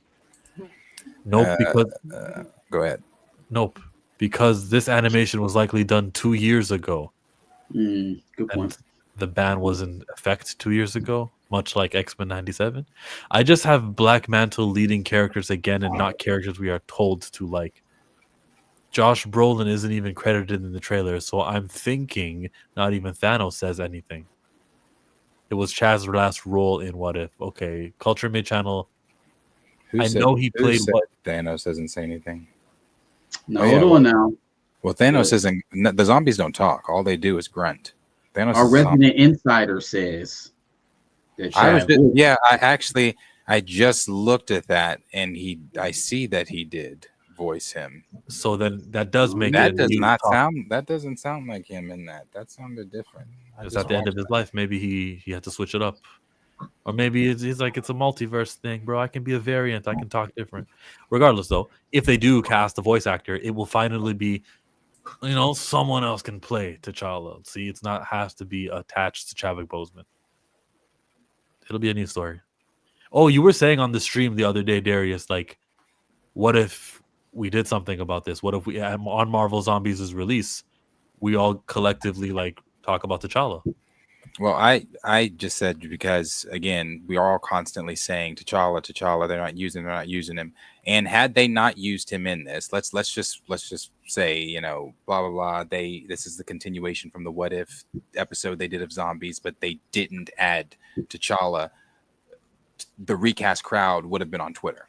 Right. Fingers would have been going. Everybody would have been saying, but he's in this. He's here.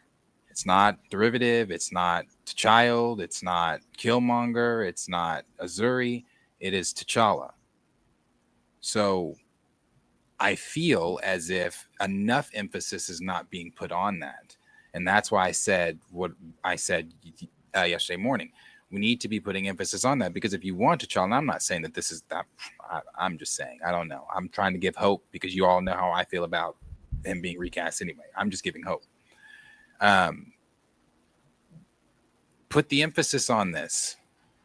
Show them that, and I'm not saying, like I said in the last time we talked about it, don't just watch it, but when you watch it, go on Twitter, and I'm sure Marvel Zombies may be trending, maybe not, I don't know, but talk about T'Challa being in Zombies, to where you hashtag recast T'Challa, whatever you thought about him in Zombies, hashtag Marvel Zombies, but make sure that you are tagging that in there with it so they can see. Now, again, will that do anything? I don't know. But I think it could show if numbers do spike for a show that T'Challa is in, where they have had low numbers in all their other shows. I don't know.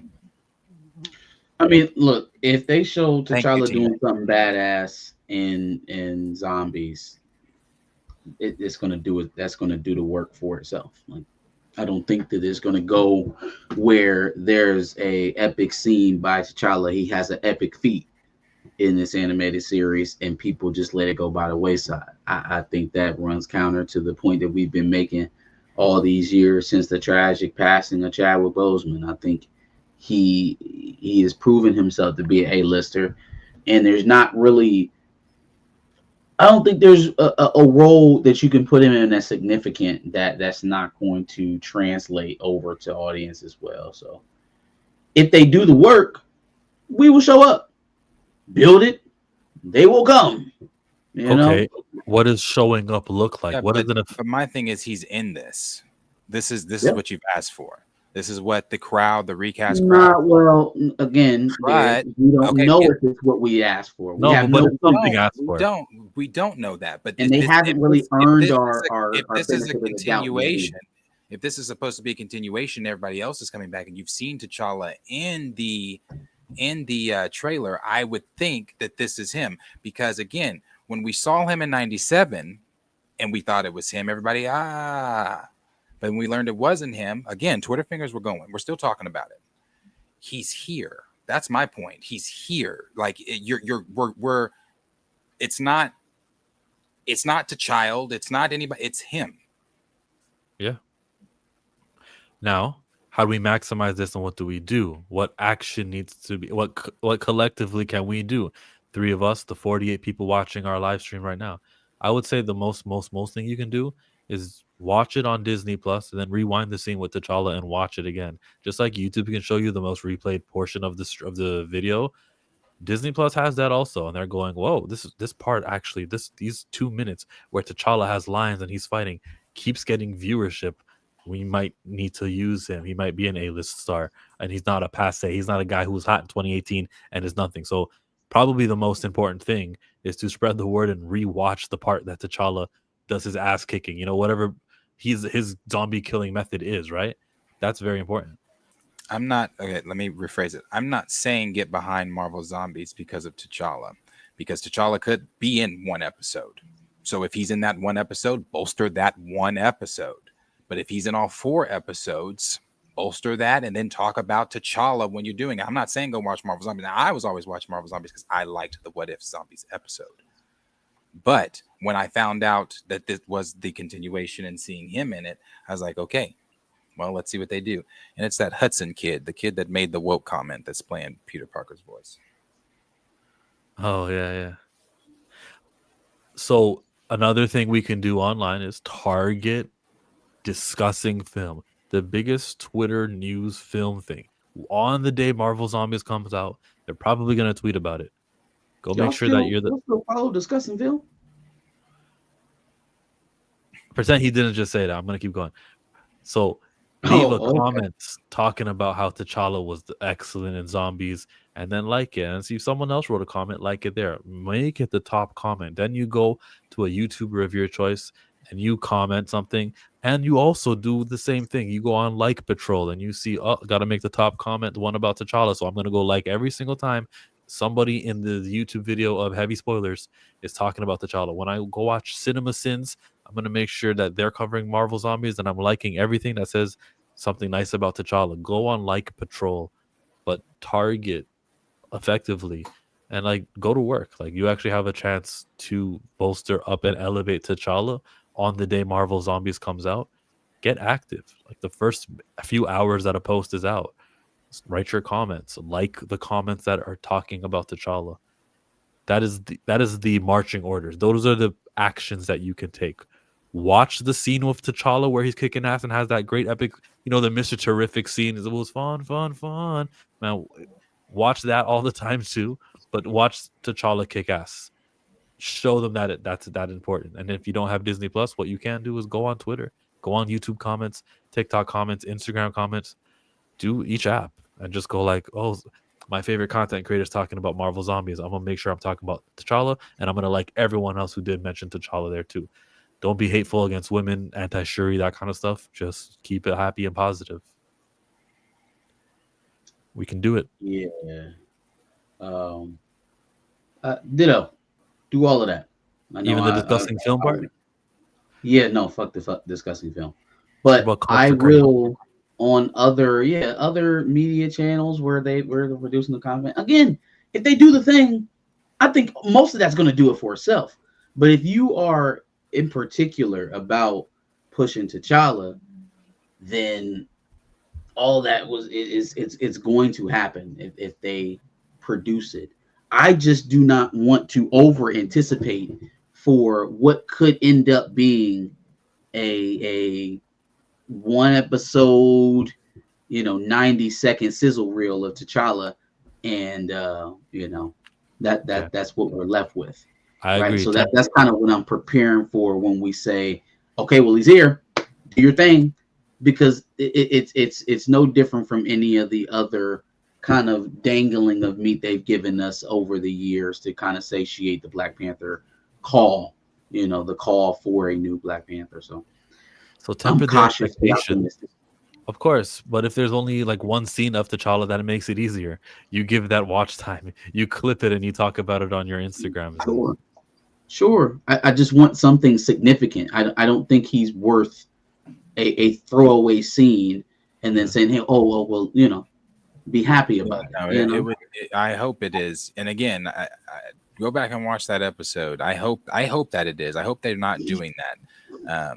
Because I'd be damned if fucking headless Ant-Man with Doctor Strange cape is in it more than T'Challa, who he left with. So I'd be damned. I'd be damned on that one. Then I'd get online and I'd rant. So I'm hoping that it is more than just I'm hoping that it is the whole thing. That I'm hoping they're whatever flagship team and Elena's on whatever team and with Blade and they all meet up. I'm hoping that he is a main character in these 4 episodes. I have no reason to believe he's the main character, but yeah, I hope. Sure, yeah, like wanting the best thing possible. Why not? I think again, if you watch that, I don't know how long you've been since you watched that. Go watch that episode. I feel like the way it ends, I don't know how he can't be a main character. Remember though, that was back when when Chadwick Boseman was alive, and maybe the policy changed. Okay, let them. Okay, so I'll rant, but yeah, I'll rant. I hear what you're saying, right? But again, based off of Black Panther 1, we wasn't supposed to be, throwing our lineage all over the world. We were supposed to be bringing them back to the homeland and loving on them. But no woman, no cry. Yeah, no. This is my son, Toussaint, T'Challa number 2. Letitia Wright's got an interview because she's directing her own film, and here's what she had to say when she was asked about what she's got. Called Not Your Superwoman. I just wrapped principal photography on Avengers Doomsday, playing Shuri, Black Panther, and more short films. I'm writing more. Did you hear that slip up? I'm playing Shuri, Black Panther. Nitpick Monger is back. You see, the name of the character is Shuri. Miles Morales is not Spider-Man. He's Miles Morales. Captain America, that's not Sam Wilson. Sam is Falcon. And she's Shuri, not Black Panther. That's why she went Shuri, Black Panther. There it is. Even she knows. Okay, don't matter. She's going to have that suit on. Yeah, she's going to be Black Panther. She's going to be Bombaying it the fuck up. I can actually share more of what she was doing, though, because it sounded nice to me. I'll just spread this this? I do to write the story. It's based on true events. My friend from college lost her brother. He was stabbed, and I knew him. And That's a good look for her. Type She's of pretty story. there. You're detached from the individual that goes through this experience. But this time I knew him, and it really affected me. And I saw how my friend was grieving, and I don't know. I kind of like thought about this story. I thought about where his spirit was. Like where would his spirit live now? And this purgatory fantasy drama just came to my mind. And I just put pen to paper and I just wrote it. And I've been developing it from 2020 to like 2024. And 2024 was when I filmed it. So that's the beginning journey of it. But really inspired by my desire for young Black boys to see themselves in a way that's of love, of unity, of beauty. And just to highlight that in cinematic excellence. Has your friend seen the film? Yes, she has. So what are we talking about here? Is this a new project that she got going on? she wrote and directed this project. She's premiering it at that festival over there, wherever that was. But it's a love to Black boys. You know, it seems like there's going to be a stabbing in this fantasy drama, but I don't know. I haven't seen it yet. Supercell had themes of like tropes I didn't really like, but I enjoyed the show overall. I'll give it a shot. No, absolutely. I'm down for all Black fantasy. And I mean, in terms of rhetoric goes, she's definitely shooting towards my demographic. She's definitely saying the things that I want to hear. So I'll give her a shot as well. Yes. I wasn't listening at first. You're right, Culture Man. I definitely wasn't listening to the setup. I missed it. She looked great. She needs to do that more. That video was in 4K too. What channel was I on? Because they had it in fantastic. 4K. She got the baby hairs all swooped. All slicked down. She looks great. Yeah. This channel is called The Upcoming. So if you guys want to find it, go ahead. Yeah, man. That would be all that we have for today on the stream, except someone just gave us money. Super chat. Sorry, wrong button. I apologize. That's nuts. All the video clips are in the same place. Super chat. You know it's hard out here for him when he trying to get this money for the print. $4.99 from Bert. Any update from your sources? Oh, well, let me wait for him to get back. I think he just stepped out. From your sources on T'Challa with no announcement at Comic-Con D23. Should we be all excited at all? I'm still extremely skeptical. And now his headphones are on. Darius, we got a super chat asking any update from your sources on T'Challa with no announcement at Comic-Con or D23. Should we be excited at all? I'm still extremely skeptical. You're muted. No, I haven't heard anything. The last time I spoke with my source, I think I sent them an Emergency Awesome video, something that Emergency Awesome said. But no updates. No updates. Nothing new to report as of now. Maybe as it gets closer to that Doomsday trailer time, maybe something, I don't know. But no, I have no updates as of now. You also weren't promised anything for D23. That was more so everyone assuming that would happen on D23. What did he tell me? I thought he. Oh yeah. I didn't say that. I was told about SDCC, but then of course that didn't happen, and then yeah. Maybe next year's SDCC, but that's a long time from now. I think the most like a newsworthy T'Challa thing would be Marvel Zombies. Is there a voice, or does he just grunt? And is it going to have like no voice at all? Yeah, there it is. That's the next step in recast T'Challa world. Zombies. I did not know that was Chad. Like I said, I just watched that episode, and I said watching that episode, I said, I don't think Chad did that because that don't sound like him. Crazy. Hope they gave my man his just due. This is all I'm hoping. I'm hoping so too.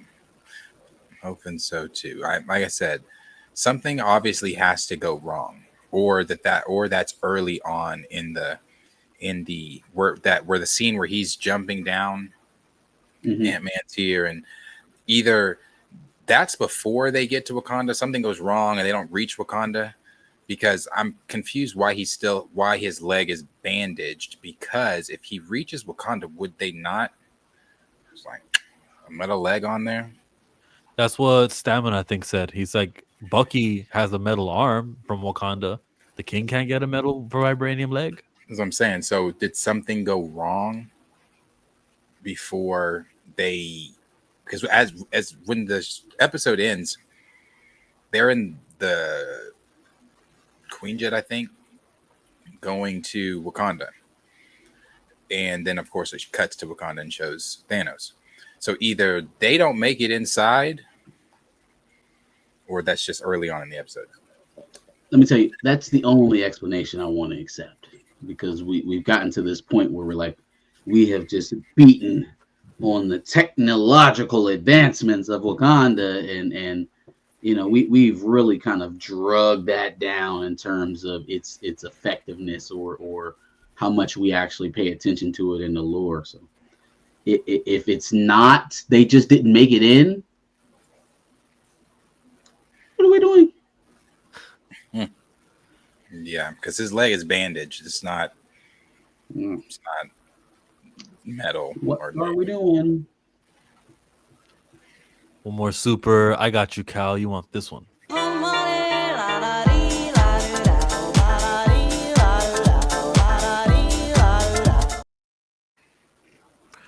For the content, $2. Excuse me, sorry. That was disrespectful. I thought I was muted. You should make that man repeat his thank you. I'm sorry. I thought I was muted. Man sent you some money, and you going over here, you gonna burp in King's ear? Oh, if you guys have chats to send them in now. We'll read for like a couple more minutes. We're nearly done. Chadwick Boseman won an Emmy for his What If performance. Cool.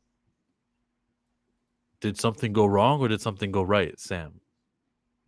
Oh, you're talking about at the end game. Yeah. I hope T'Challa fights Namor to make up for Wakanda Forever. That'd be cool, but I don't think that's gonna happen. I think it's Blade that's gonna fight him, because Blade's like Namor. Sounded just like Mahershala Ali too. Darius gonna treat us like that? Damn. My fault.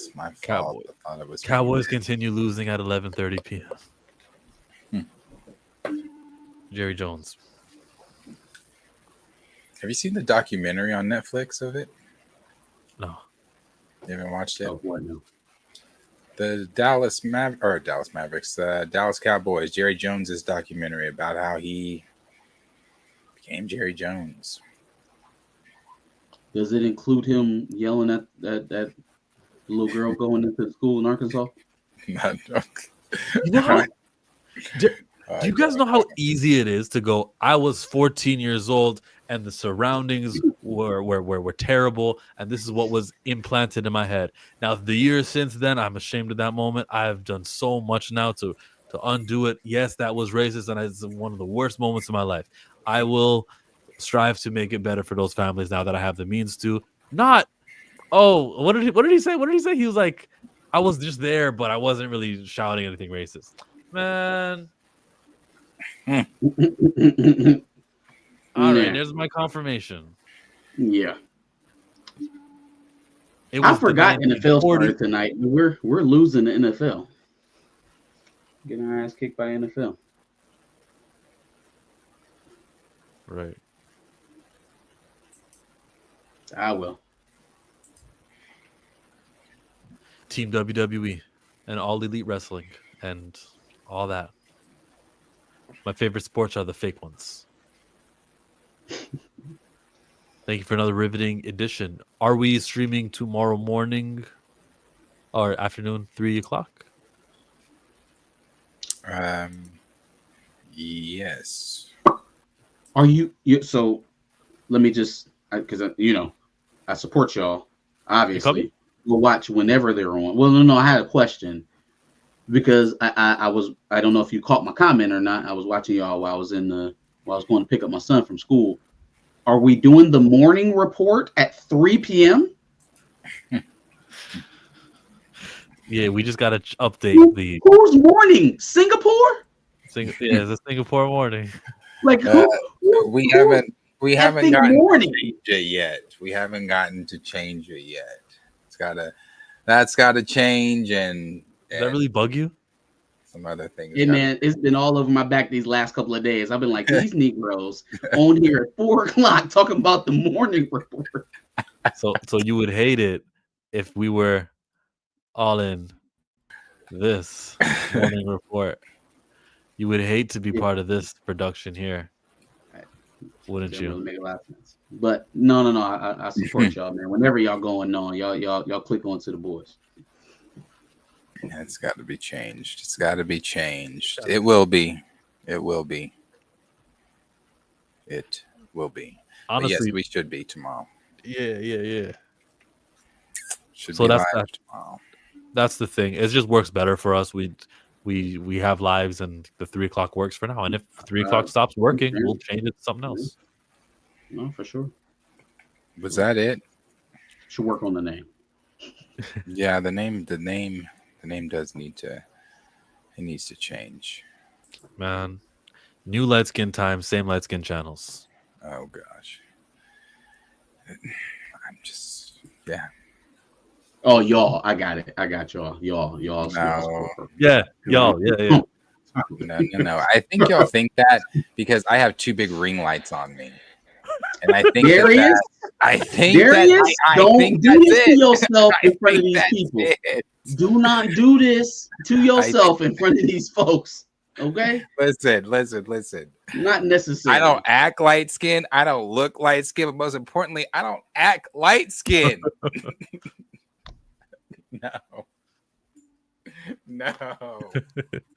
No, Tina, y'all stop.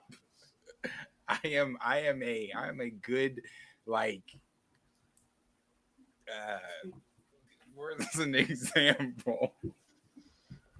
Oh, Brother Stark says the brown paper bag test. We got time. No. You know what's a good test? I got the brown paper bag. Yeah, you have takeout. You know how you can get a No, you some beat the test. I demarcation think you beat here? the test. You know what I'm saying? Oh, did he have a whole bag? He actually had a bag. Yeah, he's always eating on stream. He brought something with him. Hold on. I The got brown paper bag. the brown Rotate paper it. bag. Yeah. That bag is beating you down. Bag whooping your ass. Listen, my I get lighter as my arms, like shirts and shit, aren't covered. Yeah, so it's a lot. Sure, It's yeah, light. yeah. Summer tan. Yeah, Aubrey Graham gets those a lot too, I'm sure. Oh, we can do that. So Aubrey Graham in bed with Bobby Altoff, talking in an accent that is not really his accent. I light up during the summer.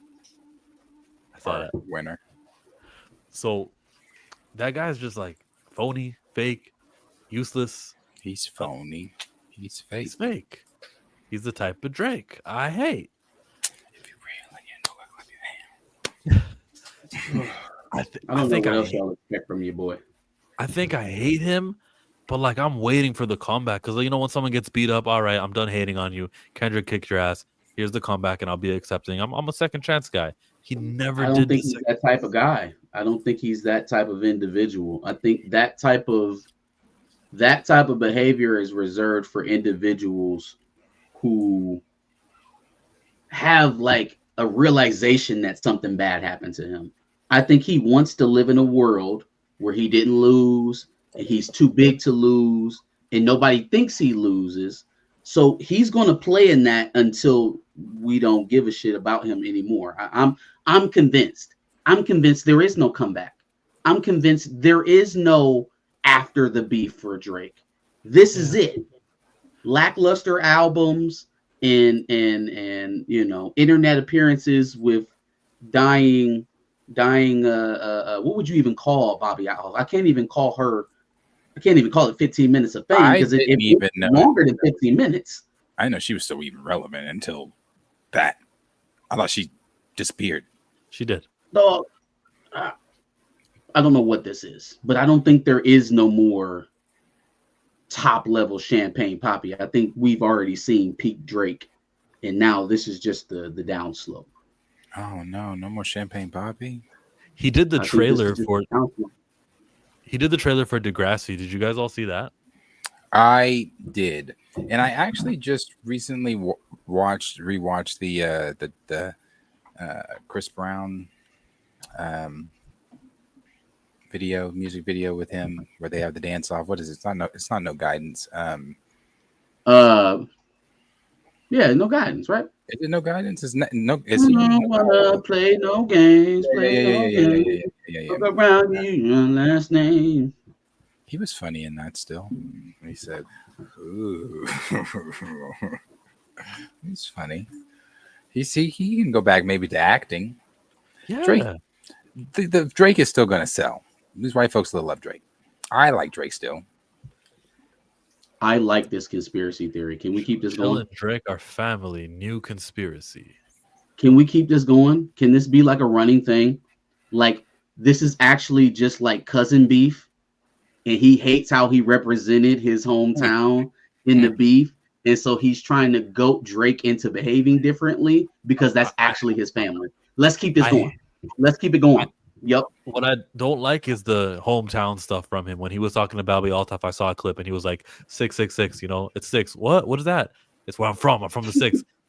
From here, we talk about the neighborhood we're from and why the neighborhood that's 1 mile away is the enemy, and we talk about that. We don't say 6, and we just have like that citywide loyalty. Stop it.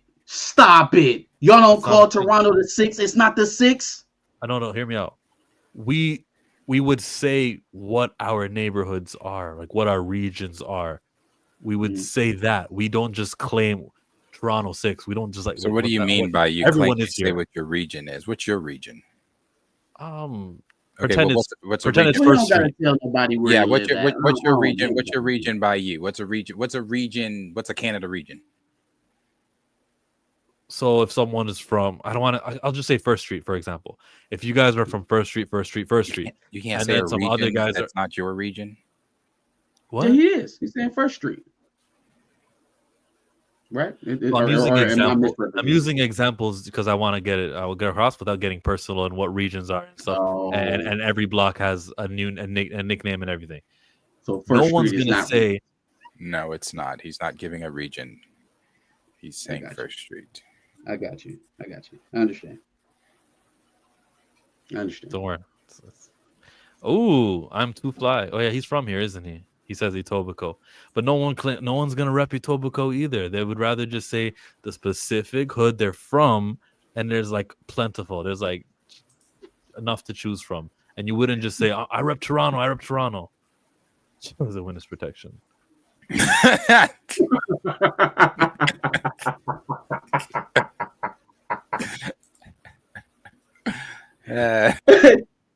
That was a banger at the end of the night, man. That was pretty good. Oh yeah, we can put that one to bed. We had our fun with it, and no. The conspiracy of you being related to Drake will never die. I won't let it die on the pod. On this, dad's on, side or on mom's stream, side, whatever you want to call it, where it stays here. So am I on Dennis's side or is it on Heather's side or whatever? Which one is the Canadian? Is it Sandra? Mom. Sandra. Yeah. You got to be related on Sandra's side, unfortunately. Tartar sauce. Yeah. Because otherwise, you'd be a Black American from Memphis, and if you never told me you were from America, I think we would just come to blows whenever I saw you. Yeah, Sandra's side. Grandmonger. I don't see that comment. I don't see it. Where did they write that? Someone said grandma. No.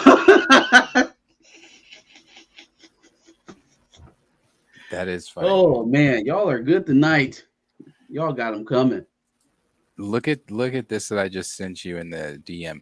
I'm actually kind of mad about this because I got this one. I guess this was the first one they made, but now they Drake just Daddy ain't from Memphis. released what? 3 new ones, and I would love to have the one from the Court of Owls. That shit is sick. That is a sick cowl. I want it. Why isn't it Wow. not? Is it There it wearable? No, it's still like this one behind me, except I don't want that one. That's the Keaton one. They're all Damn McFarlane sure don't want that toys. one, but I do want that one. That one's badass. That one's way better than mine. Gotta find a way to make these wearable, man. Like, what?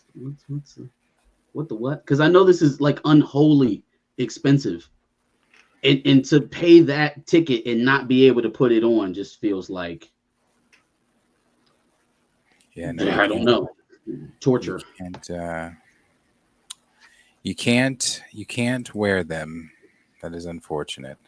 Right now they're going for, how big are they? Because right now they're talking about $17.99. How big is this? Not is this That's not it? the size? They're saying $17.99. So is it not? Oh, I'd spend that. Okay, yeah, it don't got to be wearable for $17. Oh, that's fine. So then it must not be this size, because I damn shouldn't pay $17 for this. I was gonna order a Black Panther cosplay, a suit. What was it, like 2 years ago?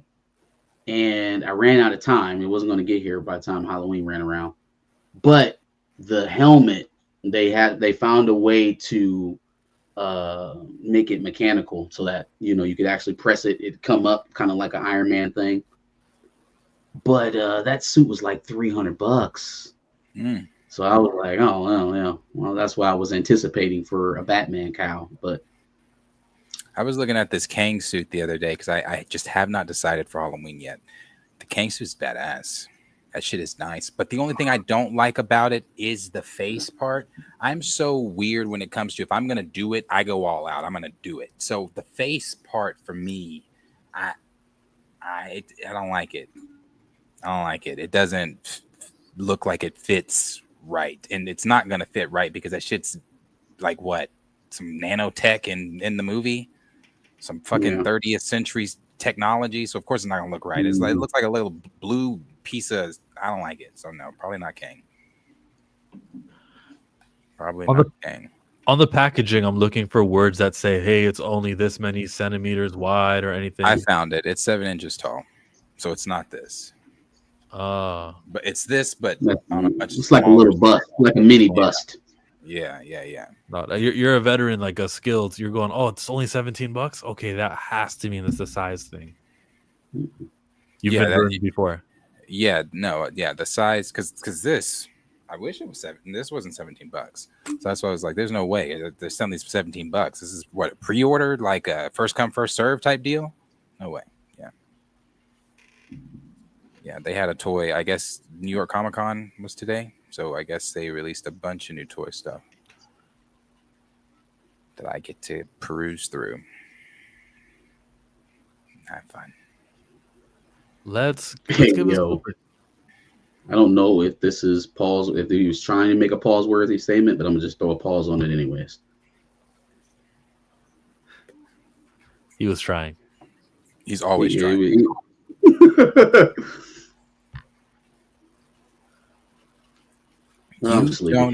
You don't toy collect, do you? In the middle? Not a lot. So what I end up doing is like I will buy my son collectibles, and when he is like at his brink of like about to break it, smash it, I will take it from him in hopes of trying to preserve it. So I have like the full line of the like the last 3 movies of Jurassic Park before this last one, before Rebirth.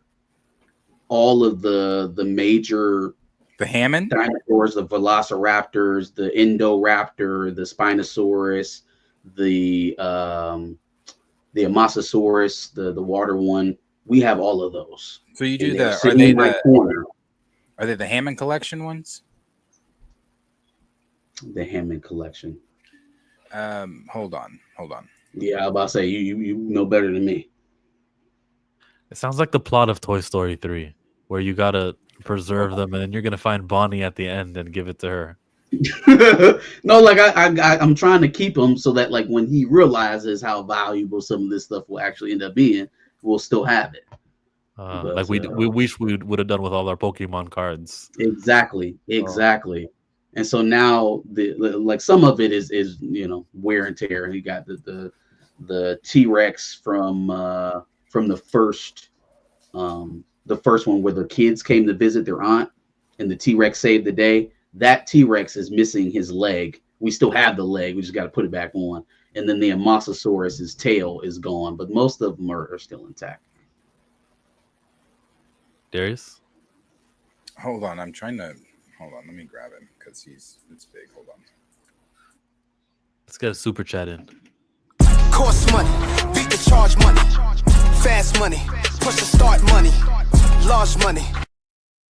I'm too fly. He says, I'm from Michigan. That's right there. It's right across the river. Says, or lake. But my girl is from Markham, chill. Iman Vellani? You're dating, who you dating? Who's your girl? He's dating Ms. Marvel over here. I'm too fly. Okay. But yeah, so I guess that's why you know some of these plots of land. Toronto was... So if you are a Michigander, you just play around in the Canadian hoods. You just know. You're familiar. He just knows. Toronto was 5 cities at one point, and then like in 1990 something, they merged to make the mega city of Toronto. And so downtown Toronto was just what used to be called Toronto before, and then they just kind of combined everything that was attached to it. And then now we got a city of like 3 million people. But within that, we don't actually go, I rep Toronto. No, you fucking idiot. You represent the community housing project that you were placed in, because when your parents immigrated here, that's your neighborhood. That's what you rep.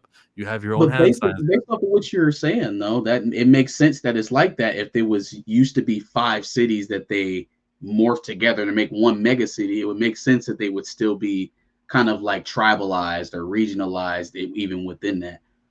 There's no Toronto pride. Ooh, what's that? This is the Decapolis. This is really big. So this is the Hammond collection stuff. So like, nice. Speaking to the mic. Well, you can't really. I get it. Bigger than the mic, but this is like the. So they have. I know dinosaurs you're talking about. Those Jurassic Park ones, and they have like the Hammond collections. This is one of the Hammond collection ones, and I have this one. I want the Brachiosaurus, which I think it's bigger than this one. That's a cool dinosaur. Yes. All right, listen. We're gonna go dinosaur for dinosaur, but I'm getting off this stream before 12. I'll be right back.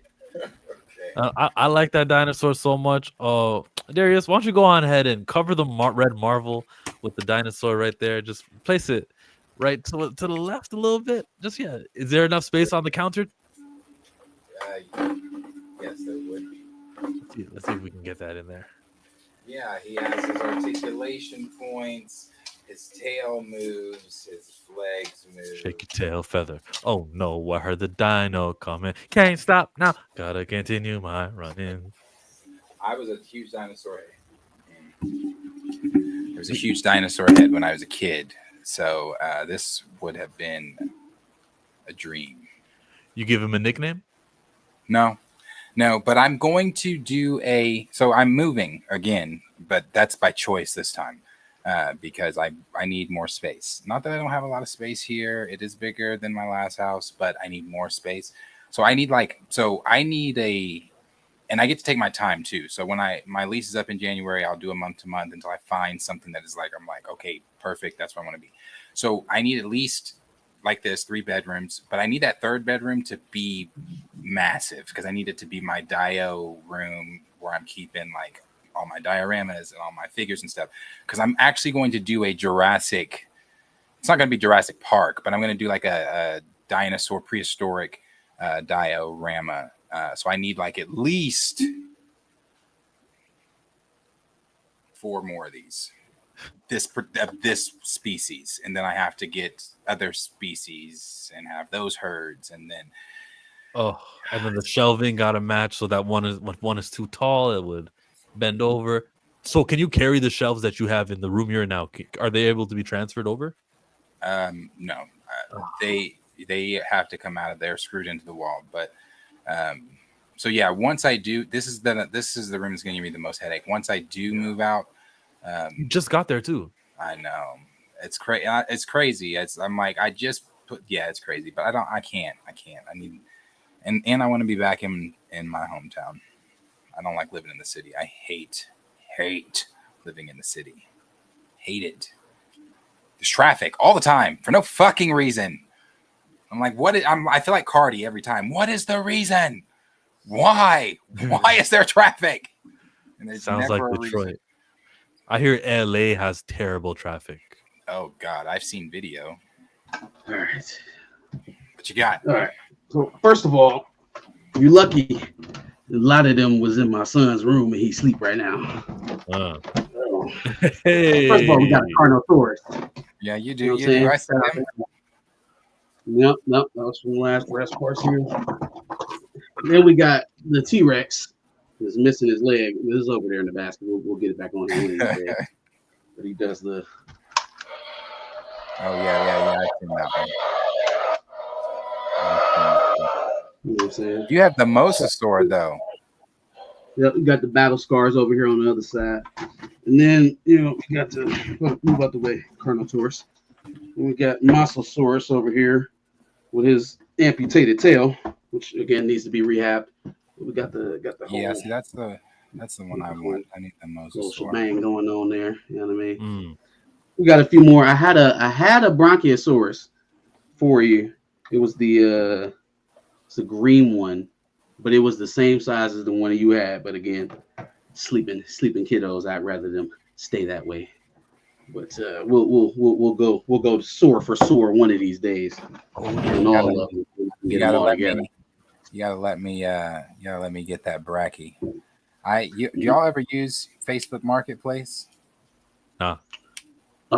Well, I don't. My wife does sometimes. Oh man, I live on that fucking thing. You can find all types of shit. Anyway, somebody posted the Brachiosaurus that I wanted on Facebook Marketplace. Now the thing runs for like $60-$70. They posted it for $7. Somebody beat me to it. I know. Someone beat me to it, but they posted for $7. I was like, in my message to her, I said, I will come get it right now. They were in your state? Yeah. She's not in my city, but yeah, I had to go to her, and I gladly would have. For $7? Hell yeah. If you're into that, you would benefit from living in a New York, Chicago, one of those regions where there's a lot of people with a lot of Facebook markets to sell. Yeah. I just don't like a lot of people, and I'm like, my road rage is sky heaven high. I don't like traffic. I hate stopping on the highway when there's not a reason. Oh, you gonna hate your city's traffic this weekend, Darius? Oh, I already know. You gonna hate y'all. That's y'all, ain't it? When we come down there, when Big Blue runs through Norman, Oklahoma, we got Bryce Underwood under center. We come to shut that shit down. Listen, I'm ready for. Y'all aren't here yet. You might be here because the game's tomorrow, and I'm already ready for y'all to go home. You already got streets shut down, tents and shit already up. They already got tailgates out, and all this people camping out. Shut that shit down, no, Darius. go home. Shut that shit down. Go home, y'all. So hide the women and the children. Lock your doors because from 7:30 to about 10:30, we gonna own that shit. Okay, that's fine. All that shit down. That's fine. The Wolverines in town. Okay, I just want peaceful. I just want to be able. No, to ain't no peace. Ain't no peace. Traffic. Y'all scheduled us, so we coming down there to win a game and to take a shit right in the middle in this pool, this cesspool with them. I don't subscribe to the Sooners. I'm not one of them. I just wanted you to rep them a little bit. Like I just wanted you to take up for them just a little bit. Okay. Well, I did coach Bob Stoops' son. So hey, you don't talk about the Sooners that way. There you go. Shout out to Big Game Bob. Michigan is the 15th seed. Oklahoma is the 18th seed. Mm-hmm. That's like not impressive, right? Like 15 and 18. What do you mean? What do you mean? I mean, they're not number 1 and 2 and 3 and 4 and 5 and 6. So what? Okay. Well, you know what? Let me Woosah. Ooh, we're not in attack mode anymore. Listen, the nature of college football, Chill, because I know you haven't been indoctrinated, is such that we're not playing for rankings right now. The time for that is at the end of the season. We are two blue blood programs. Michigan is a blue blood. Oklahoma is somewhat of a blue blood program. Long histories, very prideful programs. When those two type of programs meet, it's a big deal. Like last week, we had Ohio State and Texas play each other. Big time matchup. Right?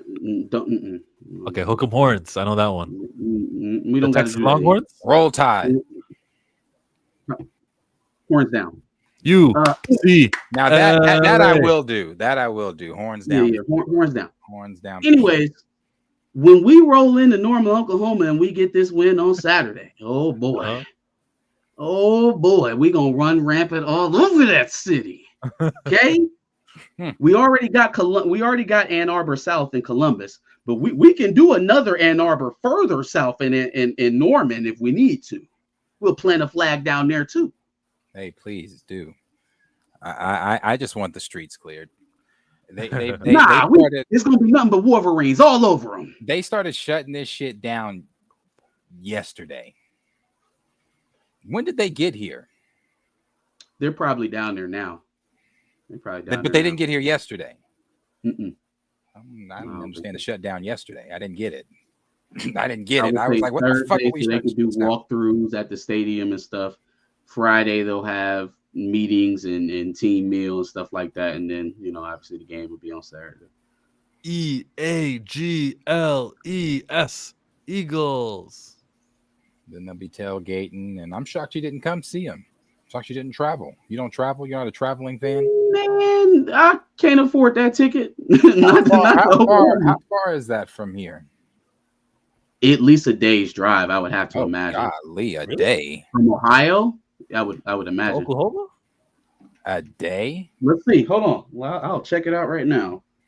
From my house to Norman, Oklahoma. Let's see. The Vols or the Volunteers. I got you. The Tennessee Volunteers. You guys a Tennessee fan? State. Yeah, he's in Kingsport in Tennessee. Ravens winning Super Bowl. Cornelius says that it's 11 hours. 11 hours. I mean, that's half your day, but yeah, that's very time consuming, man. Yeah, from where I'm at right now, it'd be 13 hours and 30 minutes. That's a drive. Hell no. Will Morgan, I have not seen you comment in like a year or something, and Football Talk got you. Volunteers got the they got the puke colored orange War Eagle. We got some Auburn fans in the house. Okay, War Eagle. Let's get back on track with the super chat. So nowadays they can call me old fashioned, but it's way too much hair to see blue light flashing. So I guess it came from Brother Stark about 10 minutes ago. Who are your top 5 hip hop artists, dead or alive? I don't have a top 5. I don't think about this. So I don't know. Marcus is the guy you should be asking. In no specific order, I have Q-Tip, Kanye.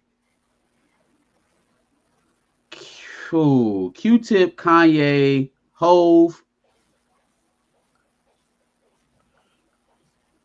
Big. Oh, you were waiting for Onika? Why are you making faces? No, I'm Hove. Yeah, KRS-One. Yeah, Kanye, Q-Tip, Hove, KRS-One, Big. Hey, don't you shit on Onika again like that, Chill. She can easily be in somebody's top 5. She fuck around to be in mine. Top 5 of all time? Of all time. Fuck around to be in mine. So hey, Roman's Revenge. Yeah. Well, yeah, go ahead and give your list then, Darius. Let's hear your top 5 that includes Nicki Minaj so everybody can laugh. Hey, get off Onika. Get off Onika. We're not about to sit here and pretend like Nicki is not. Go ahead. No. Give your list. You got Nicki. Who else? Hey, listen. No wrong answers. I know there's no wrong answers. It's my list. We got Nicki. Why are Nikki. you so nervous to express this? Like, are you gonna say someone like? Oh no. It's my list. Why would I be nervous? Because the first name that he names after Nicki Minaj is all going to be obviously comical. So he's trying to put someone next to her that doesn't sound so bad. Okay, well maybe I'll start with somebody else. I'll start with Pac. Okay. Okay. That's one. That's one. Yep, who Nicki else? and Pac. That's what I always be saying. Hey, you put Hove. I ain't never heard nobody say put on that Hove. Jay-Z? You ain't never heard nobody say put on Jay-Z? I've never been in a car in my life and heard anybody say Nobody say put on pass that me Jay-Z. the ox. Man. So in 2011, when Watch the Throne was on, did nobody say, hey, play Otis? Did nobody say play Niggas in Paris? Nobody was like, play On the Run with Beyonce. Paris is with, I'm talking about solo Jay-Z. No features. Niggas in Paris with Kanye. You've never rode in a car where they was playing the Blueprint. I mean, I've heard the Blueprint. I've never heard nobody say, hey, pass me the aux so I can play the Blueprint. What's that one I'll with let you the finish public your service list, brother. announcement? I'll let you finish your list, brother. Tupac, Nicki Minaj. Nicki Minaj. Y'all gonna leave. Y'all gonna leave Nicki alone. No, go ahead, please. I want you Okay. to rest. Tupac, Nicki. I although he irritates me to high heaven, I have Kanye on mine as well. Wayne is also on mine. Ooh. And that's 4. My 5th.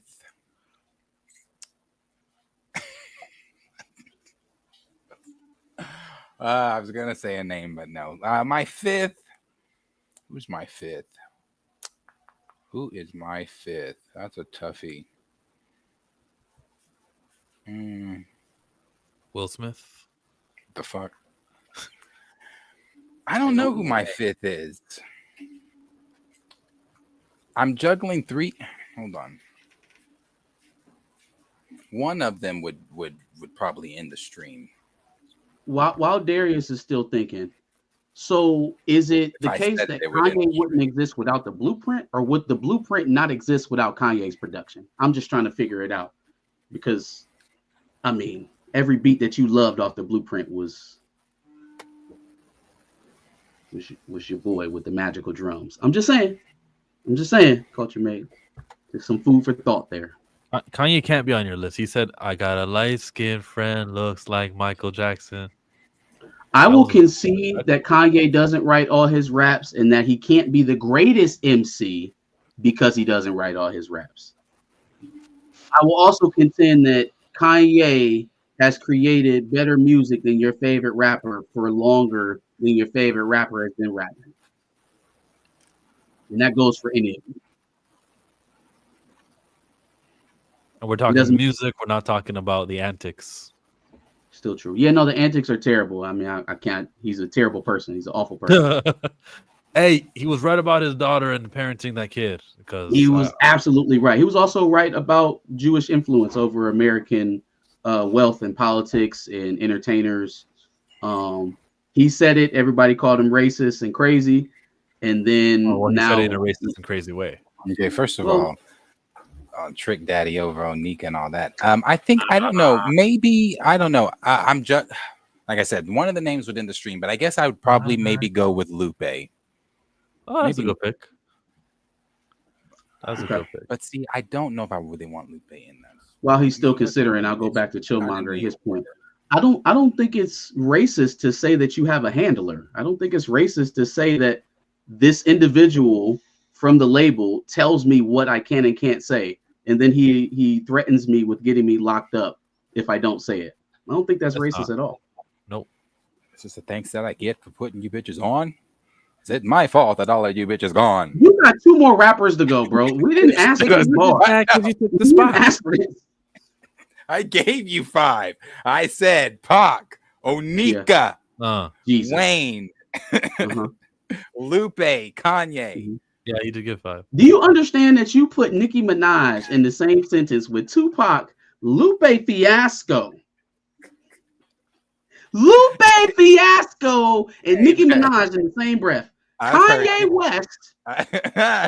There's nothing wrong with what he said. That's who he prefers. Some people I've Nicki Right, Minaj. yeah, that's your 5, brother. That's I've your heard 5. Nicki You right. drop some crazy. You right. That's your 5, man. I can't take away from your 5. Hey, and don't let Roman come out. Rah. I'll put what the chat was saying. Nas. Shout out to I'll Nas. go because we're talking about the best, right? Yep. Tupac Shakur. So Nicki's not the best female rapper. Oh, she could be. Could be. She could be. I don't listen enough to female rappers, but she could be. She is. I think the Cardi comparison stuff is. I think that kind of needs to stop now because Cardi I don't- hasn't even put out her sophomore. I know you don't. I know. I'm messing up your list. Sorry, forgive me. Just defending Onika. I don't think the arguments would be Cardi B. I think we would look older. I think that they would point to acts like Missy or Little Kim to try and compare. Yeah. Even though Anika's had a more prolific career than either one of those artists. And she battled Kim. Knocked that one out. She battled Remy. I don't know if she battled Kim. Her and Kim battled because Kim. I think Kim got her with her Roman's Revenge remix. Kim's Roman's Revenge remix. Only reason why I'm saying I don't know if it's real beef if you're still trying to show deference. I feel like most of the time Nicki Minaj was asked publicly about Little Kim, she was still trying to big up her, even though they throwing shots at each other. You know what I'm saying? She's still trying to treat her like she was an elder statesman. So it's like you can't talk shit and then also bow down at the same time. That'd be the problem that I have with new rap girls. That was Nicki's whole thing, though, from the like, why are we fighting? She's like, I've always paid you homage. And Kim's thing was like, well, she's never paid me homage. She's never done this. Nicki's like, bitch. I agree. Yes, I have. More than once. That's exactly how that's going. Like, you know, she'd be like, yo, why do you even have beef? Like, I'm literally trying to give you your props. But then at the same time, she is throwing shots in music. So it was a very confusing time to actually call that a Rhapsody seems. Now, her and Remy Ma was a beef. That was beef. Yeah, that was a beef. I wish her and Cardi's would have got more than just the Met Gala. I wish it would have went to the studio, because I know people compare the motorsport thing, and I think her bars in motorsport are better than Cardi's to me. I don't think there's a comparison with Nicki and Cardi because Cardi hasn't even given her sophomore album. She's about to, and she put a song from 2020. I was so confused. Why? Wet Ass Pussy is the no. Don't be confused. Don't be confused, Darius. Is Up not one of her more successful singles that she's had out since she's been out? Is it Up or WAP that's on there? Up is on there, and maybe it's WAP. I don't know. It's one of her other hits, her earlier singles. Yeah, it is the first week number sales. Anything that's already streamed off of those songs gets attributed to her first week number sales. Oh. So she gets to come out and be like, "Oh, I sold 150,000. I sold 200,000," because she included Up in the other singles that have already come out. I see. Because when I saw it, because I looked at it on Apple Music, and I was like, "Why the fuck?" Because it's the only song on there right now. It's funny math. It's funny math. I see. Surely people aren't going on there to hear Imaginary Players Cardi B version. Yeah, she just did a new. People were kind of going at her in her newest whatever she did. Chill. What's your 5? Sorry, I cut you off. I don't remember, and I'm afraid I'm not going to mention the names I started with. I'll go. I think I said Nas, right? I said Nas was really good. Nas, yep. Ice Cube, Tupac Shakur. I can't forget the moments with Kendrick Lamar, right? Damn. And you can't forget that. Like last year was amazing, and then listening to his old stuff too. So what about KRS? Give me K-Dot. Jadakiss number 5 because of that versus battle. Jadakiss. If I could do the scream, I would. I just can't. I don't think I can. Nice. That shit is a little high pitched. Yeah, I was gonna say Eazy-E for one, but I didn't. I kept it. I mean, you could put him in there for somebody who's just primed to be moved out of that top 5. I know. I was thinking about replacing So him simple. with Pac. I was thinking about replacing him with Pac. Chill is all over the West Coast. I guess I am. You but mean you were gonna remove Tupac to put in Eazy-E and leave Nicki Minaj sitting there? This conversation has gone completely off the rail. And it's after 12 o'clock. I said I was only gonna be here till 12. yeah, I was gonna bring this up just because we were talking about numbers and like the streaming charts and how to play with them. Then I went to the Nielsen charts, and holy guacamole, Wednesday on Netflix has 3,000 millions of minutes watched. It's a great show. Yeah, but like, look at the competition though. Like, that's an ass whooping. I've never seen 3,000 million. It's beating the Shadow Paw Patrol. Oh, yeah. And K-pop Demon Hunters. But they also dropped 12 episodes, so you have to factor that in. So divide this by 12 by the mean. You're my soda pop. You're my soda pop. What is that from? Probably You're my K-pop. soda pop. You're my soda pop. K-pop Demon Hunters. We'll Turn it see on. you on Friday. We appreciate you here. Brother Stark, the thought-provoking best 5 rapper question. Thank you. Appreciate Thank you all it. the other super chats. Recast T'Challa trending day. What was it? September 24. When Marvel Zombies comes out, get active. You have a call to action there. And watch the scene of T'Challa over and over again so that they can see on their streaming services like analytics that, oh, people seem to be receiving this T'Challa character. Let's use him more.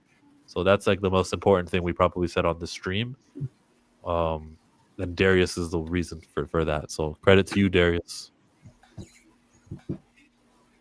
Yeah, we're live tomorrow. Thank you guys for coming. Appreciate you guys as always. Love this community. We'll be back Thursday for another riveting episode of the Pantheon. Like, subscribe, share with your friends. We'll see you guys all next time. Peace out. Have a good night. Shoot Josh! Hey, I've been watching y'all every single time on Thursday and Friday because I swear to God, y'all switch up every now and then. But rock out. I'm fucking with it. I'm out. Thank you, Josh. Appreciate it. I know.